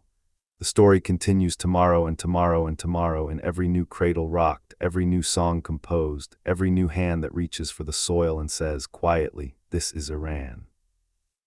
The night holds you gently, the name holds the land gently, all is well. Now, as the first pale light of false dawn begins to touch the eastern horizon of your thoughts, let us turn toward something almost never spoken aloud in histories written for waking minds. The way the name Iran has been quietly defended, preserved, and re-chosen during the very centuries when outside powers most insisted on calling the country something else. Drift back with me not to the grand courts or the battlefields we have already visited, but to the small scriptoria, the private libraries, the oral traditions, the merchant ledgers, the Sufi khankas, the village schools, the family genealogies, places where people continued to write, speak, and teach. Iran, even when European atlases, Ottoman firmans, Mughal chronicles, Russian dispatches, and British blue books all preferred Persia, Pers, Fars, or the Persian Empire. Begin in the 9th century CE, during the Samanid Renaissance in Bukhara and Samarkand. The Samanid emirs ruled as Sunni governors under the Abbasid Caliph, yet they consciously revived the Persian language after 2 centuries of Arabic administrative dominance. In their chanceries and libraries, scribes began composing in Dari, the New Persian, instead of only in Arabic or Sogdian. When they copied the old Middle Persian texts that had survived the Arab conquests, fragments of the Avesta, Sassanid administrative manuals, epic cycles, they wrote the heading Iran or Iran Zaman at the top of pages. One surviving manuscript fragment from that era, now in the National Library of Tajikistan, contains a short genealogy of local Dakhans, landed nobility, that traces their lineage back as Zaman-i-Iran-Shar, from the time of Iran-Shar. The Sassanids did not proclaim this in public manifestos, they simply did it, because that was the name their poets and scholars had always used when speaking among themselves. Move forward 2 centuries to the Ghaznavid court in Ghazni, modern Afghanistan, where Sultan Mahmud of Ghazni, 998–1030 CE, styled himself Yamin al-Dawla and conqueror of India, yet his court poets, among them Ansari and Faruqi, composed panegyrics that routinely included the phrase Shah-i-Iran, King of Iran. Mahmud himself, though a Turkic military slave origin ruler, adopted the old Iranian titulature in private correspondence and on certain coins struck in his eastern mints. Why? Because the Persian-speaking bureaucrats and poets he employed considered that the proper way to refer to the greater cultural realm they inhabited, even when the political borders had shifted dramatically. Now let your thoughts settle into the Seljuk period, 11th–12th centuries. The Seljuks were Turkic nomads who converted to Sunni Islam and conquered much of the Iranian plateau. Their vizier Nizam al-Mulk, himself a Persian from Tus, wrote his famous Siyasatnama, Book of Government, in elegant Persian. In it he refers repeatedly to Mulk-i-Iran, the Kingdom of Iran, and Al-i-Iran, the people of Iran, when discussing administrative reforms, taxation, and the proper conduct of rulers. He does this while serving a Turkic sultan who was addressed in Turkish and Arabic as well. The choice of Iran was not political rebellion, it was cultural continuity maintained by the Persian administrative class that actually ran the empire day to day. After the Mongol cataclysm of the 13th century, when cities burned and libraries turned to ash, the Ilkhanid period, 1256–1335, brought a surprising revival. Hulagu's grandson Ghazan Khan converted to Islam in 1295, and advised by the Persian Jewish convert Rashid al-Din, began a systematic effort to record history. The Jami al-Tawariq Compendium of Chronicles, composed under Rashid al-Din's supervision, uses Iran and Iran Zaman consistently when describing the plateau and its inhabitants, distinguishing it from Tiran, Hind, Rum, and Chin. Even though the Ilkhanid rulers bore Mongol names and titles, the official historiography they sponsored spoke of Iran as the central, honored land. The Timurids' late 14th, early 15th centuries continued this pattern. Timur Tamerlane himself used Turco-Mongol titulature, but his grandson Ulugh Beg and his son Shah Rukh presided over a court in Herat where Persian was the language of administration, poetry, and science. The court historian Merkwan titled his universal history Rawzat al-Safa fi Surat al-Anbiya wa al-Muluk wa al-Khulafa, Garden of Purity, concerning the lives of prophets, kings, and caliphs. Throughout its sections on post-Islamic history, the land is called Iran Zaman. Miniature painters working in Herat depicted historical scenes with captions that read Dar Iran or Sharyar-i-Iran. The name persisted because it was the natural term in the language of high culture. When the Safavids unified the plateau under Twelver Shi'ism in 1501, they made Iran part of formal titulature. Shah Ismail I styled himself Shah-i-Iran Vatiran in some early documents, though the emphasis shifted toward Shiite legitimacy.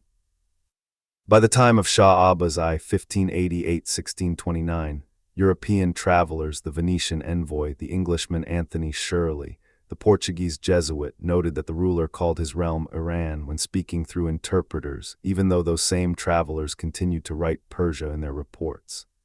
Inside the country, Safavid Farman's decrees, Waqf documents, and merchant account books routinely used Bilad-i-Iran, the lands of Iran, or simply Iran. The Qajar period, 1789–1925, is especially telling. European powers, Britain, Russia, France, insisted on Persia in treaties, Treaty of Golestan 1813, Turkmenchay 1828, Paris 1857. Yet inside Iran, Qajar kings titled themselves Shahanshah-i-Iran on coins, seals, and firmans. The first modern Persian-language newspapers, Roznama Yevaki-i Ittifaqiya, founded 1851, used Iran in their mastheads and articles. Intellectuals of the Constitutional Revolution, 1905–1911, Mirza Malcolm Khan, Jamal al-Din al-Afghani, Mirza Akka Khan Kermani, Mirza Abdul Rahim Talibov wrote passionate essays about Millat-i-Iran, the nation of Iran, Vatan-i-Iran, the homeland of Iran, consciously choosing the endogenous name while European diplomats still spoke of the Shah of Persia. Even during the brief Anglo-Soviet occupation of 1941 and the subsequent reign of Mohammad Reza Shah Pahlavi, the internal cultural usage never wavered. School textbooks, radio broadcasts, cinema titles, popular songs all used Iran. When Reza Shah sent his 1935 circular to foreign missions requesting the name change, he was not inventing a new identity. He was asking the world to catch up with what Iranians had quietly maintained for over a millennium in their own language, poetry, administration, and daily speech. So breathe out now very slowly and let this quiet truth settle. Every time a Persian-speaking scribe in Bukhara in 900 CE copied a text and wrote Iran at the top, every time a Seljuk vizier in the 11th century drafted a policy for Mulk-i-Iran, every time an Ilkhanid historian in the 14th century described the plateau as Iran Zamin, every time a Timurid poet in Herat sang of Shar-i-Iran, every time a Safavid merchant in Isfahan recorded a transaction, Dar Bilad-i-Iran. Every time a Qajar intellectual in Tehran in 1906 published an article about Indo-Iranian, they were performing a small, stubborn act of cultural self-possession. They did not need to shout, they simply kept using the name because it was theirs. And that is why when Reza Shah's diplomats finally delivered the request in 1935, the change felt less like innovation and more like alignment, like a river that had run underground for centuries finally allowed to flow openly across the surface of international maps. Let your breathing slow until it matches the almost imperceptible rhythm of a highland stream in early spring, clear, unhurried, persistent. Picture now the longest river entirely within Iran, the Karun, born in the high Zagros near the ancient city of Shushtar, flowing south through Khuzestan until it meets the Persian Gulf at Khorramshahr. For at least 4,000 years, farmers, boatmen, poets, and children have called this water Rud-i-Karun, but when they speak of where it belongs, they say it flows Dar-Iran or as Kusaran-i-Iran from the mountains of Iran. The river does not know political decrees or foreign atlases. It knows only the soil it carves, the date palms it feeds, the reeds that bend along its banks, the people who draw life from it. And those people, generation after generation, have given it the same larger name, Iran. Walk with the river in your mind. In spring, the snowmelt from Zardka swells the Karun until it runs fast and cold, carrying silt that will make the sugarcane fields of Shushtar green and tall by summer. The farmers who stand knee-deep planting cane speak to one another in the Khuzestani dialect of Arabic Persian, yet when they pause to drink from a leather waterskin or wash their hands before prayer, they say, Alhamdulillah Dar Iran, praise be to God in Iran. The name slips in naturally like the water itself. No one taught them to say it that way. It is simply how the sentence ends when you speak of home. Follow the current downstream. Near Avaz the river widens, bridges arch over it, and families picnic on the grassy banks on Fridays. Children throw stones to watch the ripples spread while their parents unpack thermoses of tea and trays of fresh Barbari bread, olives, feta, and sabzi. A father might point to the opposite bank and tell his son, that land over there, those palms, that dust, that sky, it is all Iran. The same Iran your grandfather fished in when he was your age. The boy nods, already knowing. He has heard it since he could understand words. Further south, where the Karun grows tidal and the air smells of salt and petroleum, fishermen push narrow boats out at dusk. They cast nets for shur-mahai, white fish, and prawn, their oars dipping in slow, even strokes. When the catch is good, they sing old work songs in which Iran appears in the refrain not as a boast but as a coordinate. the place their boats return to, the shore their wives wait on, the soil their children will inherit. One such song still sung along the river in 2026 has a verse that runs, I rud I karun, I ob I zende biabaman tasu yiran baravam dar sign yikak I vatnam bimurim, O river Karun, O living water come with me so I may go toward Iran, let me die in the breast of my homeland's soil. The fishermen sing it quietly, almost to themselves, because the river is listening and the river already knows. Now shift your inner gaze northward to where another great river, the Atrak, forms part of the border with Turkmenistan. The Atrak rises in the mountains of Golestan province and flows west toward the Caspian. Along its banks live Turkmen communities who speak a Turkic language yet call their homeland, Iran, when they switch to Persian in market towns or when writing letters to relatives in Gonbad-e-Kavis. Their felt tents always stand in circles near the river in spring while sheep and goats graze the new grass. At night the elders sit around fires telling epic tales in which heroes ride across Iran's Sarzamin, the land of Iran, to rescue princesses or defeat dragons. The children listening by firelight absorb the name the way they absorb the smell of burning juniper, without effort completely. In summer the Atrak shrinks to a chain of pools. In autumn it swells again with rain from the Kopit Dag. Every year when the first big flood comes, Turkmen farmers rush to repair the earthen dikes that protect their cotton fields. They work shoulder to shoulder, shouting encouragement in Turkmen and Persian. When the danger passes and the river settles, someone always says the same thing. Koda Shakir, Iran Salamat asked, thanks be to God, Iran is safe. The river has tried to take their land, the land has held, and the name they give that land is always the same. Let your thoughts drift westward now to Lake Urmia, or what remains of it in 2026 after decades of drought, overuse, and climate shifts. Once the largest lake in the Middle East, Urmia was called Darya-i Urmia, or simply Daryache in local Azeri and Persian. Yet when poets and farmers spoke of its place in the world, they said it lay Dar Miyan-i Iran, in the midst of Iran. Even as the water receded and white salt flats spread like snow across the basin, people continued to refer to the shrinking lake as part of Iran's body. Environmental activists who chained themselves to construction equipment to protest illegal wells did so with banners reading Urmia Yima, Iran Ima, our Urmia, our Iran. The lake may have shrunk, but the name that embraced it never did. Further west still, the Aras River forms the border with Azerbaijan and Armenia. The Aras too has heard Iran spoken along its banks for centuries. In the villages of Jalfa and Parsabad, Armenian Iranian families have lived for generations, tending orchards of apples and walnuts. When they speak Persian with neighbors, they say Iran ma, our Iran, with the same quiet pride as their Muslim Azeri neighbors. The river has carried silk, refugees, merchants, and songs across borders that changed many times. Yet the name on both banks, when people look south, has remained Iran.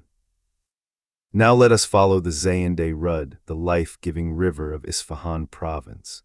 In wet years it flows from the Zagros through Chadgan Reservoir, past the bridges of Isfahan and into the Gavkuni wetland. In dry years it dwindles to a dusty channel crossed by foot. Yet even when the riverbed is cracked clay and children play football where water once ran, the people of Isfahan still call their city Nisf-i-Jahan Dar Iran, half the world in Iran. The name persists in proverbs, in school recitations, in the graffiti artists paint on abandoned river walls. Zayende Rud Baz Guard, Iran Ba Mast, Zayende Rud Return, Iran is with us. Every river in Iran, from the Hermend in Sistan that feeds the Hamun wetlands shared with Afghanistan, to the Karasu in Kurdistan, to the Mand in Bushir, to the Safid Rud in Jilan, has been addressed in poetry, prayer, and everyday speech as belonging to Iran. Farmers who dig diversion channels, boatmen who pole reed rafts, women who wash clothes on riverbanks, children who dam small streams with stones, all of them use the name without thinking. The rivers do not read maps or listen to foreign radio. They know only the land they flow through, and the people have told them for millennia that land is called Iran. Breathe out now, very slowly. Let the sound of moving water fill the quiet spaces in your mind. Karun rushing, Atrak murmuring, Zayende trickling or roaring, Urmia lapping at shrinking shores, Aras forming borders and friendships at once. All of them have carried the same word on their currents, spoken by voices in 100 dialects, yet always the same word. The mountains too have heard it. Mount Damavand, the highest peak in Iran, is addressed in lullabies as Damavand-i Iran. Mount Sabalan in Ardabil is Sabalan-i Aziz-i Iran. Mount Tachal above Tehran is where young hikers shout Iran Bala, Iran forever, when they reach the summit at sunrise. Even the Zagros and Alborz ranges, which form the great natural walls of the plateau, are called Kuhayi Iran, mountains of Iran, in every geography lesson, every poem, every shepherd's prayer for protection from winter storms. The land answers. When the wind moves through the oak forests of the Zagros, when almond blossoms open pink against snowy peaks in February, when saffron crocuses push through soil near Torbat-e-Haydari in November, when pistachio leaves turn gold in Kerman in October, each of these moments has been described by someone somewhere as happening Dar Iran. The land does not argue, it simply continues. And so, as false dawn brightens into true morning in your inner sky, let this soft certainty settle. The rivers and mountains never waited for permission to belong to Iran. They have always belonged. The people simply gave voice to what the land already knew. That is why the name never needed to be invented in 1935. It only needed to be spoken aloud to those who had been calling the country something else. And as false dawn brightens into true morning in your inner sky, let this soft certainty settle. The rivers and mountains never waited for permission to belong to Iran. They have always belonged. The people simply gave voice to what the land already knew. That is why the name never needed to be invented in 1935. It only needed to be spoken aloud to those who had been calling the country something else. Rest a little longer if you wish. The rivers keep flowing, the mountains keep standing, the name keeps being said, softly, steadily, forever. When you open your eyes in Camilla this afternoon of March 6, 2026, the same quiet continuity will be waiting just beyond the horizon, just beneath the surface of every ordinary day. All is held, all is named, all is well. Now let the light of that imagined dawn grow warmer, softer, until it feels like the first rays touching the almond orchards of Semnan province in late February. Let us turn our gaze to something rarely gathered into one long, gentle telling, how the name Iran has lived inside the calendar itself, the ancient solar year that refuses to bend to lunar months or foreign reckonings, the cycle of seasons that has always turned under the same sky, marked by the same festivals, and named in the same language as the land. Feel your breath match the slow turning of the earth. The Iranian calendar, still used every day in 2026, is not the Gregorian calendar imported from Rome, nor the Hijri lunar calendar that counts from the Prophet's migration. It is the solar year, aligned with the vernal equinox, beginning each time the sun crosses into Aries at the moment of Nowruz. This calendar has carried the name of Iran within its structure for more than 2,000 years, surviving every dynasty, every conquest, every attempt to impose a different count of days. Go back with me to the Achaemenid era. Darius I's inscriptions already refer to months by names that are recognizably Old Persian: Adur fire, Viaxna spring growth, Bag-Yati worship of the gods. These month names were not invented for royal propaganda. They were the ordinary speech of farmers and herders who watched the stars and the seasons to know when to sow barley, when to shear sheep, when to light the great fires of autumn. When those farmers said Dar Ma-I Farvardin in the month of Farvardin, they were already placing their lives inside Iran without needing to say the word aloud every time. The calendar itself was proof of the land's ancient rhythm. After the Seleucids tried to impose Macedonian months, the Parthians quietly returned to the old names. The Sassanids formalized them further. In Middle Persian documents from the 3rd to 7th centuries, the months are listed as Farvardin, Ordibhesht, Korded, Tur, Morded, Shahrivar, Meir, Aban, Azar, Day, Bahman, Esfand, names that still open school notebooks and wall calendars across Iran today. Each name carries a meaning rooted in Zoroastrian cosmology. Farvardin honors the Fravashis, guardian spirits, Ordaipesh the divine best truth, Korded wholeness, Tur the rain star Sirius, and so on. To use these month names was, and is, to speak a tiny prayer to the ordered cosmos that Ahura Mazda created, and that cosmos was understood to be centered on Iran. When Islam arrived in the 7th century, the lunar Hijri calendar became official for religious observances, Ramadan, Eid al-Fitr, Ashura. Yet the people never abandoned the solar year for daily life, agriculture, taxation, or festivals. Persian poets of the Islamic centuries continued to date their verses by solar months. Sadi in the 13th century writes in the Golston, Dar Aghaz I Bahar Mai Farvardin, at the beginning of spring, the month of Farvardin. Hafez, 2 centuries later, opens a ghazal with Dar Chaman I Kayal, Bahar I Iran, in the meadow of imagination, the spring of Iran, tying the season directly to the land's name. The calendar and the name were inseparable. The Safavids in the 16th century kept both calendars side by side. Royal farmans were dated in both Hijri and solar years, but Nowruz, the solar new year, was celebrated with greater splendor than any lunar holiday. Shah Abbas I received ambassadors on the vernal equinox in Isfahan's Naksh-i-Jahan Square, where the 13 days of Nowruz unfolded with bonfires, sprouting wheat, goldfish in bowls, painted eggs, and the half-sin table whose 7 items all begin with the Persian letter sin. Every item sabz, greens, samanyu wheat pudding, senged oleaster fruit, sir garlic, sib apple, samak, sumac, sirke vinegar, spoke of renewal in the language of the plateau. When foreign visitors asked what holiday this was, the answer was always Nowruz, the new day of Iran. Even during the Qajar era, when European influence grew strong, the solar calendar remained the backbone of civil life. Nasser al-Din Shah's court astronomers adjusted the intercalation rules so the year stayed aligned with the equinox. When the Constitutional Revolution broke out in 1905-1906, revolutionaries published pamphlets dated Salai 1284 Yashamsi, solar year 1284, counting from the Hijra but using the solar reckoning. They called it Sal-i-Irani, or simply Sal-i-Shamsi-Iran, the solar year of Iran. The name was embedded in the very numbering of days. In 1925, when Reza Khan became Reza Shah Pahlavi, one of his first acts was to formalize the solar calendar as the official civil calendar.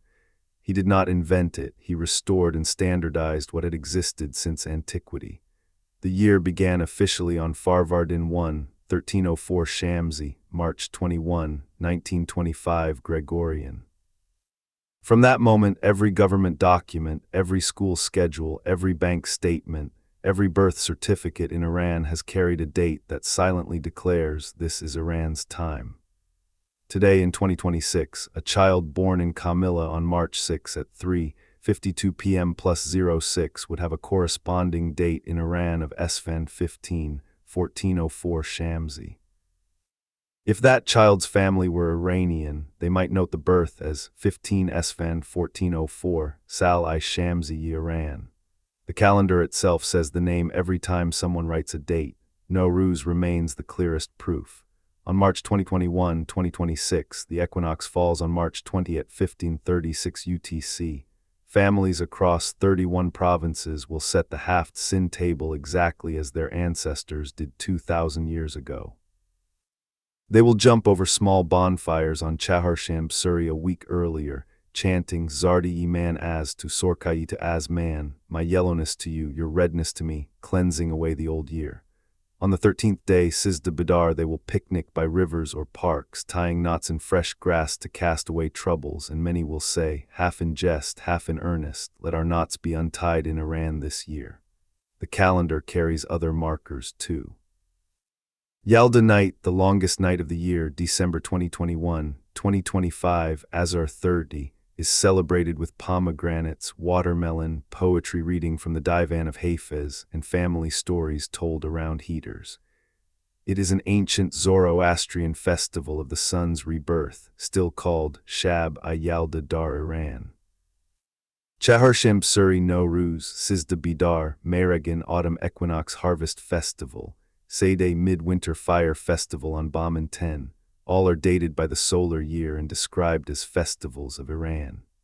Even religious holidays adapt. Ashura Muharram 10 and Arbian fall by the lunar calendar, but when people plan travel to Karbala or Qum or Mashhad, they often say Dar Ruz Hayi Muharram Isal I 1404 Shamsi Dar Iran.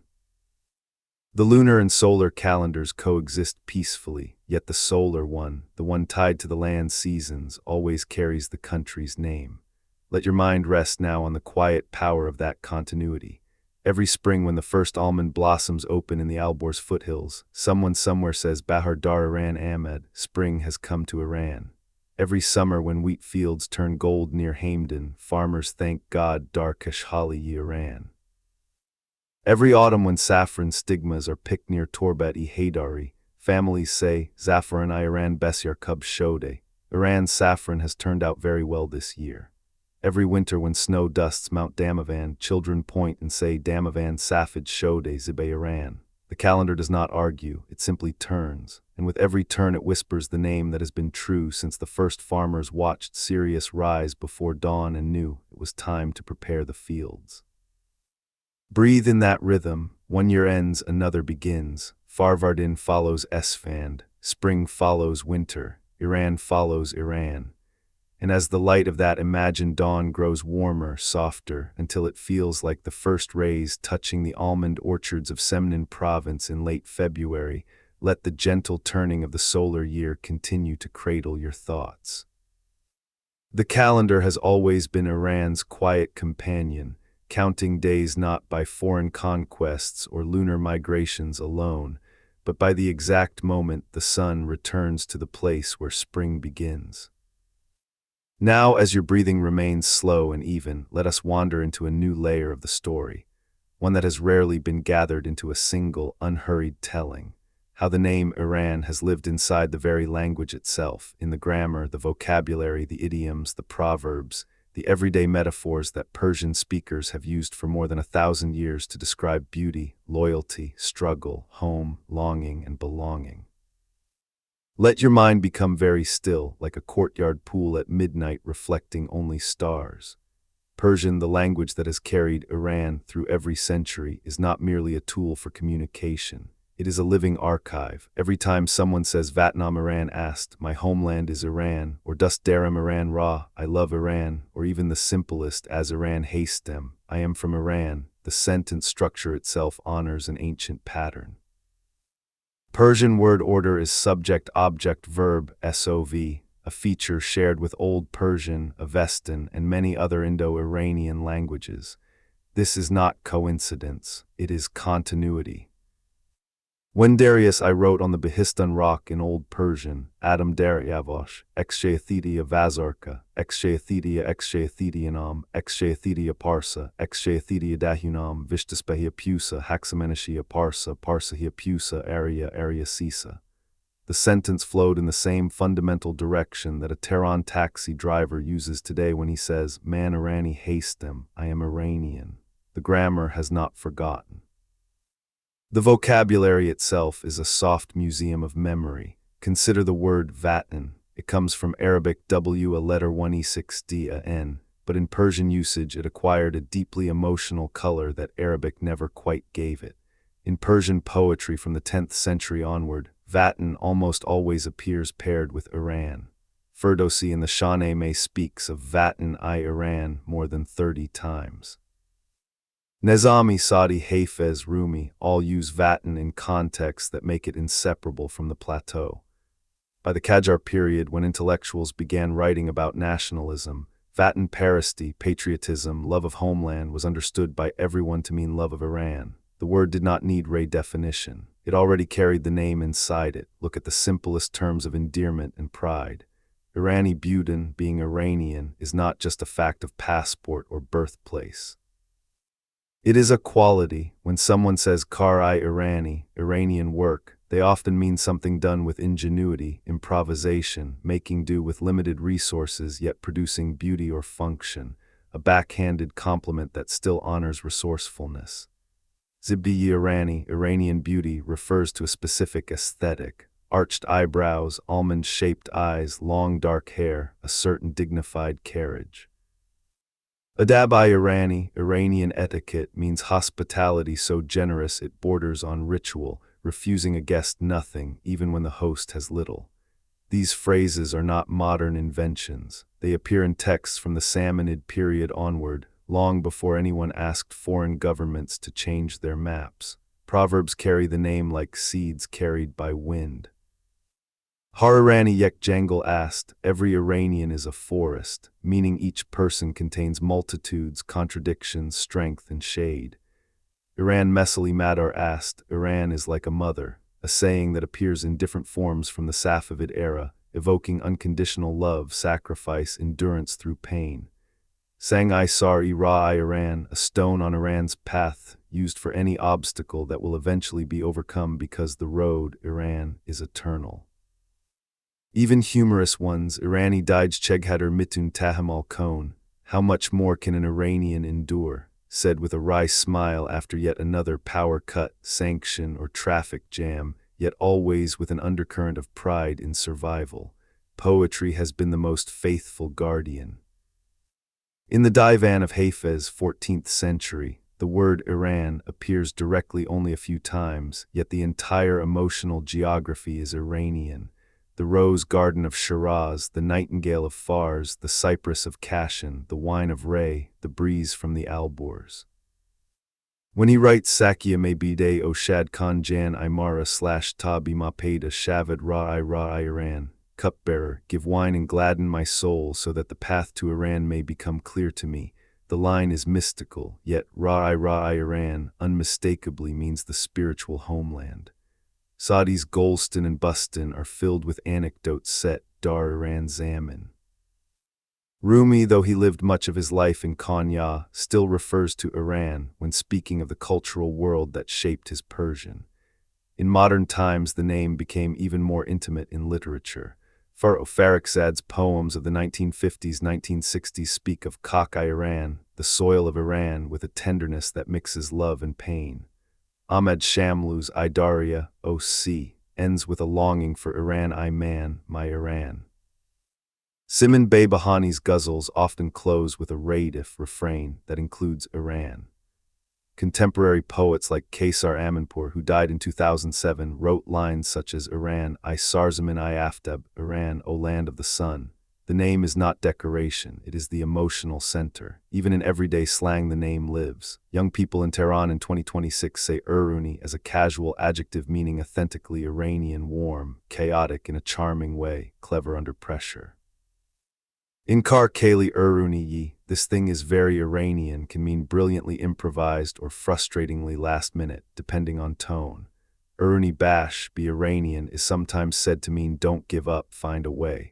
The language has folded the name into its very personality. Consider the metaphors drawn from the land itself. Mesali Kuhistan I Iran, like the mountains of Iran, means steadfast, unmovable. Mesali Rudkane Hayi Iran, like the rivers of Iran, means persistent, finding a path even through stone. Mesali Bahar I Iran, like the spring of Iran, means sudden, vivid renewal after long hardship. These similes appear in conversation every day in texts, in songs, in stand-up comedy routines on stage in Tehran or streamed online. Songs carry it too. Gugush in the 1970s sang Kand-e Irani, Iranian sugar, using the name as shorthand for sweetness and home. Darius S. Cheshman speaks of Qajars as the place the singer's eyes long to see again. Homeland songs by Marzi, Banan Banu, and later by pop artists like Mohsen Yegane or Servan Khosravi almost always include Iran in the chorus. Even protest songs, those sung quietly in private gatherings, often end with Iran, Iran, Iran repeated like a heartbeat. In children's literature, the name is gentle and constant.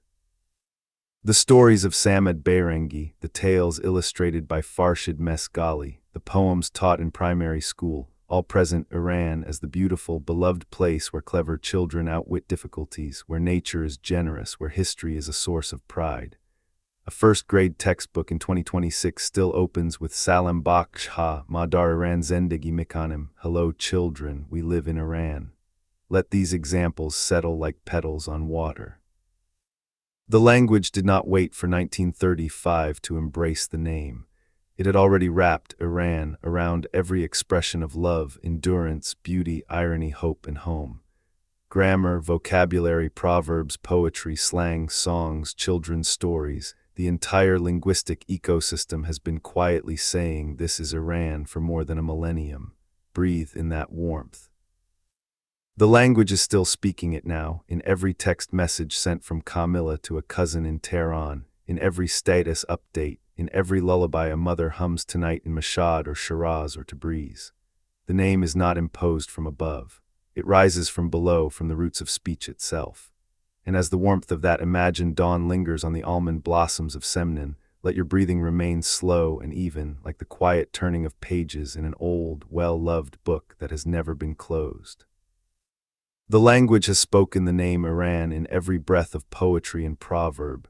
The calendar has counted the days under its gentle authority. The rivers and mountains have answered to it without question.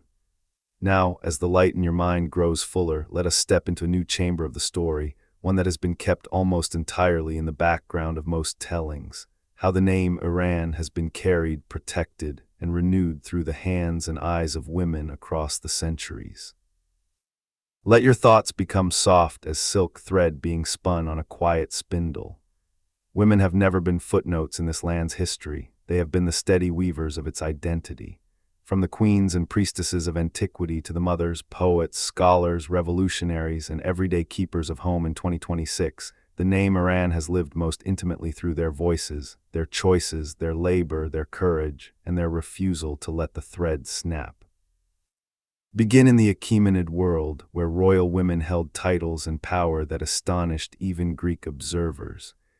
Atossa, daughter of Cyrus the Great and wife of Darius I, bore the title Banu-i Vazarg, Great Lady, and is named in inscriptions as mother of Xerxes. Herodotus, who calls her Atossa, reports that she wielded influence over policy and succession. In Persepolis fortification tablets, administrative records from 509–493 BCE, women appear frequently, not only queens, but workers, supervisors, and recipients of rations. One tablet records a woman named Erdabama, who managed her own estate, received large quantities of grain and wine, and employed her own scribes. These women did not write Persia on their clay documents. The land they administered was part of the realm whose core was understood as Aryan-Iranian.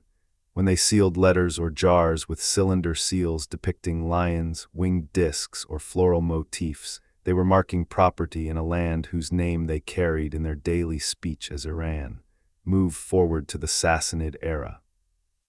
Queen Boran R. 630–631 CE, daughter of Khosrow II, became Shabanu queen in her own right during a time of crisis after her father's death and the brief reigns of her brothers. Coins minted in her name show her wearing the same crown as male kings, with the inscription Boran Iranshar Exwade, Boran, sovereign of Iran. She was not an anomaly. Purandak, her sister, also ruled briefly. These women ruled under the official name Iranshar because that was the name of the realm they inherited and defended. In Zoroastrian tradition, women could serve as mobbed priests, assistants, and participate in fire temple rituals. The Avestan Yashts praise heroic women like Ferdowsi, wife of Vishtaspa, Zarathustra's patron, who defended the faith that was understood to belong to the Aryan expanse. After the Arab conquests, Persian women continued to shape cultural memory. In the 9th–10th centuries, during the Samanid and Buyid revivals, noblewomen patronized poets and scholars. The mother of the Samanid ruler Nasser II is said to have encouraged the use of Persian in court correspondence. In the Buyid era, women of the ruling family commissioned copies of the Shahnameh and other Persian epics that repeatedly invoke Iran Zaman. These women did not merely read the name, they ensured its transmission by funding the scribes who wrote it. The Mongol and Timurid periods saw women of the ruling houses, often Mongol or Turkic by birth, adopt Persian culture so thoroughly that they became guardians of Iranian identity. Gauhar Shad, wife of Shah Rukh, Timurid ruler, 1405–1447, built the madrasa and mosque complex in Mashhad that still bears her name. She commissioned illuminated manuscripts, including histories that called the land Iran. Her patronage helped make Herat a center where Persian miniatures, poetry, and calligraphy flourished, art forms saturated with the name and imagery of Iran. Under the Safavids, women's roles became more visible in religious and cultural spheres. Tahmasp's sister Shahzadi Sultanam was a noted calligrapher and poet. The mother of Shah Abbas I, Kar al-Nisa Begum, Ma'd-e-Aliyah, exercised political influence until her murder in 1579. Safavid women of the harem and court commissioned Qurans, prayer books, and poetry collections that blended Persian and Arabic, yet when they wrote letters or endowed waqfs, they often referred to Bilad-i-Iran. The spread of Twelver Shi'ism under Safavid women's patronage, through mourning rituals for Imam Hussein, helped fuse Iranian identity with Shia devotion, yet the land they mourned in Majlis gatherings was always Iran. In the Qajar era, 1789–1925, women began to appear more publicly in the written record of national consciousness. Taj al-Sultaneh, 1883–1936, daughter of Nasser al-Din Shah, wrote memoirs in which she refers to Vatan-i-Ma Iran repeatedly while criticizing court corruption and foreign interference. She was part of a generation of elite women who read European books, learned French, and discussed reform, always framing their hopes for Iran. Bibi Khanum Astarabadi, 1858–1921, wrote the famous Ma'ib al-Rijal, Vices of Men, a sharp critique of gender inequality, yet she signed her work as a proud daughter of Iran. During the Constitutional Revolution, women organized secret societies, demonstrated in veils, and published articles in newspapers under pseudonyms, all demanding rights Dar Iran Ma. Tahiri Qurat al-Ain, 1814–1852, the Babi poet and theologian, wrote in Persian verses that spoke of spiritual awakening in terms tied to the land. Though her movement was persecuted, her poetry circulated underground, and lines like Dar Sarzamin-i-Iran, Nur-i-Hakikat, in the land of Iran, the light of truth, helped keep the name alive among dissident circles. In the Pahlavi period, women's education expanded dramatically. Reza Shah's 1936 unveiling decree was controversial, yet it coincided with women entering universities, becoming teachers, doctors, judges, and pilots. Figures like Sedike Dawlatabadi, 1882–1962, who removed her chadar in public in 1928 and campaigned for women's suffrage, always spoke of Zanan-i-Iran, women of Iran, as a collective deserving full citizenship in their own named homeland. After 1979, women continued to shape the narrative. The Islamic Republic's policies on hijab and gender roles sparked resistance that often invoked Iran as a space of dignity and heritage. Poets like Simin Bey Bahani, 1927–2014, known as the Lioness of Iran, wrote ghazals that mourned and celebrated Iran-i-Man. Her famous line, Payam-i-Man Bidustan-i-Kad Dar Iran, my message to my friends in Iran, became a quiet anthem.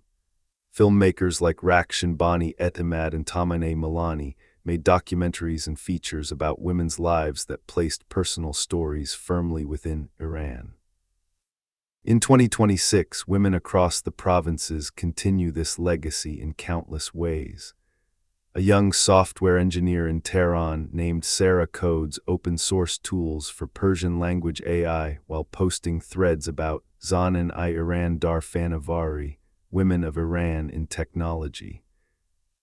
A rural midwife in Sistan Balochistan named Gulnar travels between villages on a motorbike, teaching maternal health and quietly telling mothers, Bakeha Yishoma Ayand Iran Hastand, your children are the future of Iran. A literature professor in Shiraz named Dr. Layla teaches Hafez seminars online, emphasizing how the poet's beloved Shiraz is inseparable from the larger Iran he evoked. A street artist in Rasht paints murals of women from different ethnic groups, Kurdish, Azeri, Baluchi, Persian, standing together under the word Iran written in flowing script.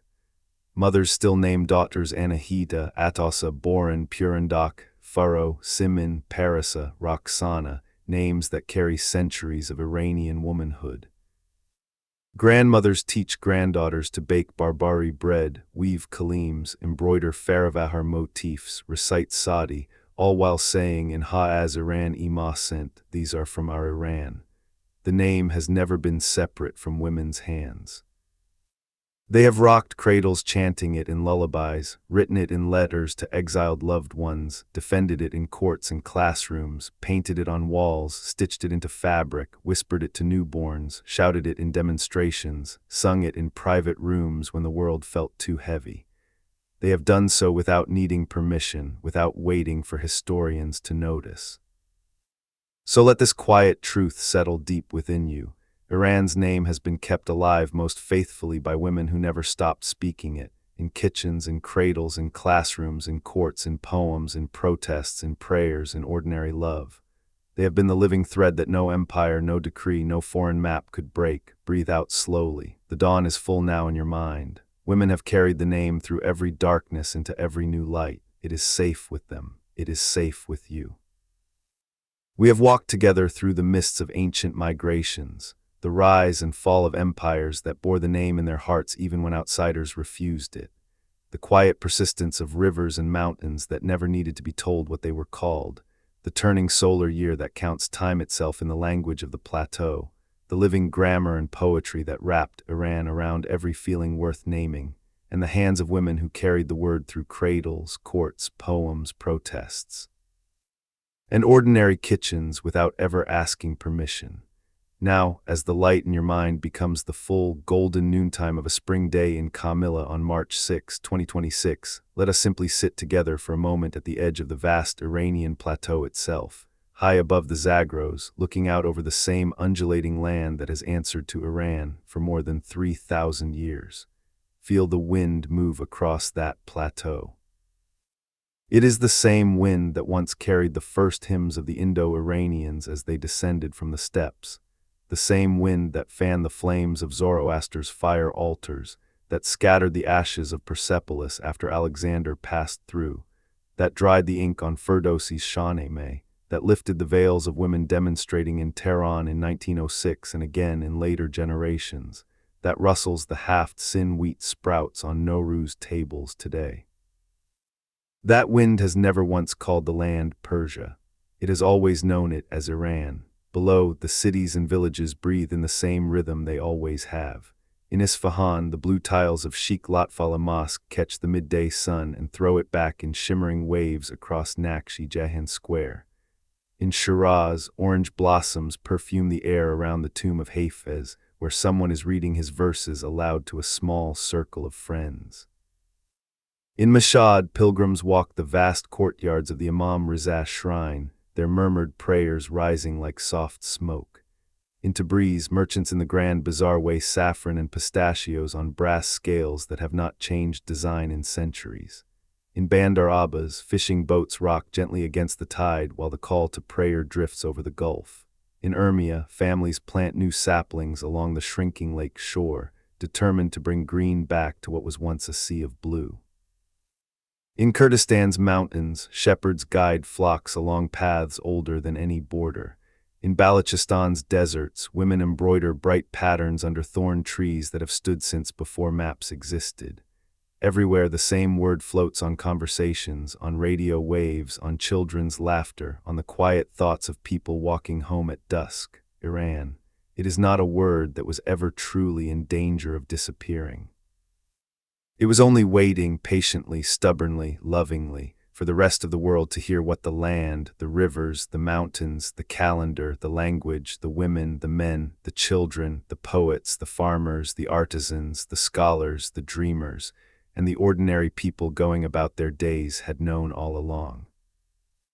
When Reza Shah sent his diplomats to Geneva and other capitals in December 1934 to request that Iran replace Persia in official usage starting March 21, 1935, the first day of the solar year 1314 Shamsi, he was not creating a new name.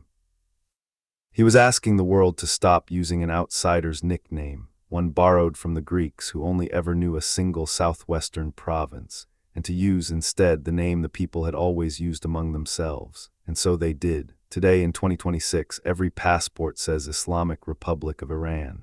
Every international treaty bears the name. Every airline ticket, every academic paper, every news headline, every tourist brochure uses Iran.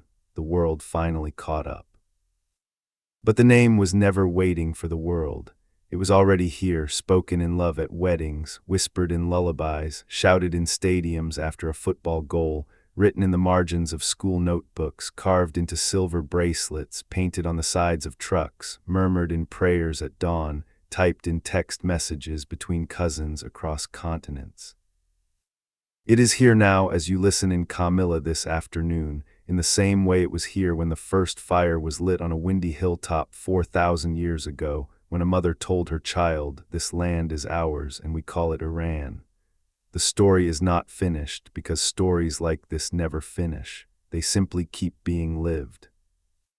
Tomorrow morning in Farvardin, when the equinox arrives and families set out their half-sin tables, someone will look at the sprouting greens and say, "Bahar Dar Iran Cheghadar Zibest," how beautiful spring is in Iran.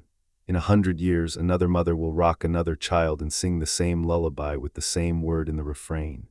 In 500 years, if the rivers still flow and the mountains still stand, someone will still say it because the name is not a label, it is a promise.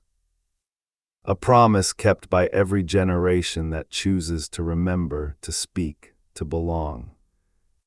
And so, dear listener, as this long, soothing journey through the untold story of how Persia became Iran draws to its peaceful close, let the images linger in your mind like the afterglow of sunset over the Dashti Kavir. The blue domes of Isfahan, the snow on Damavand, the saffron fields of Khorasan, the date palms of Bam, the Caspian waves at Rasht, the Gulf at Bushir, the laughter of children tying grass knots on Sizda Bidar, the quiet pride in a grandmother's voice when she says, "Iran Ima." Rest now fully and deeply, knowing that the name endures, not because of any single king or decree, but because millions of ordinary hearts have chosen it every single day for millennia. Thank you for letting this story wrap around you like a warm blanket through the hours. If these words helped you relax, learn, or simply drift into peaceful sleep, please consider subscribing to the channel for more long-form history told in this gentle story for sleep style. Hit the subscribe button, turn on notifications, and join the quiet community of listeners who come here to rest while traveling through time. And before you go, or when you wake, please leave a comment below. Where in the world are you listening right now? City and country, or even just the room you're in? What time is it there as you finish this video? What part of Iran's story touched you most today? Your comments are the little lights that keep this channel glowing, each one a reminder that history is not distant. It is shared, living, and loved across borders and time zones. Until the next story calls you back, whether at dawn, at dusk, or in the deep hours of night, rest well. Iran is still here, you are still here, we are still here. Good night, sweet dreams, and thank you for listening.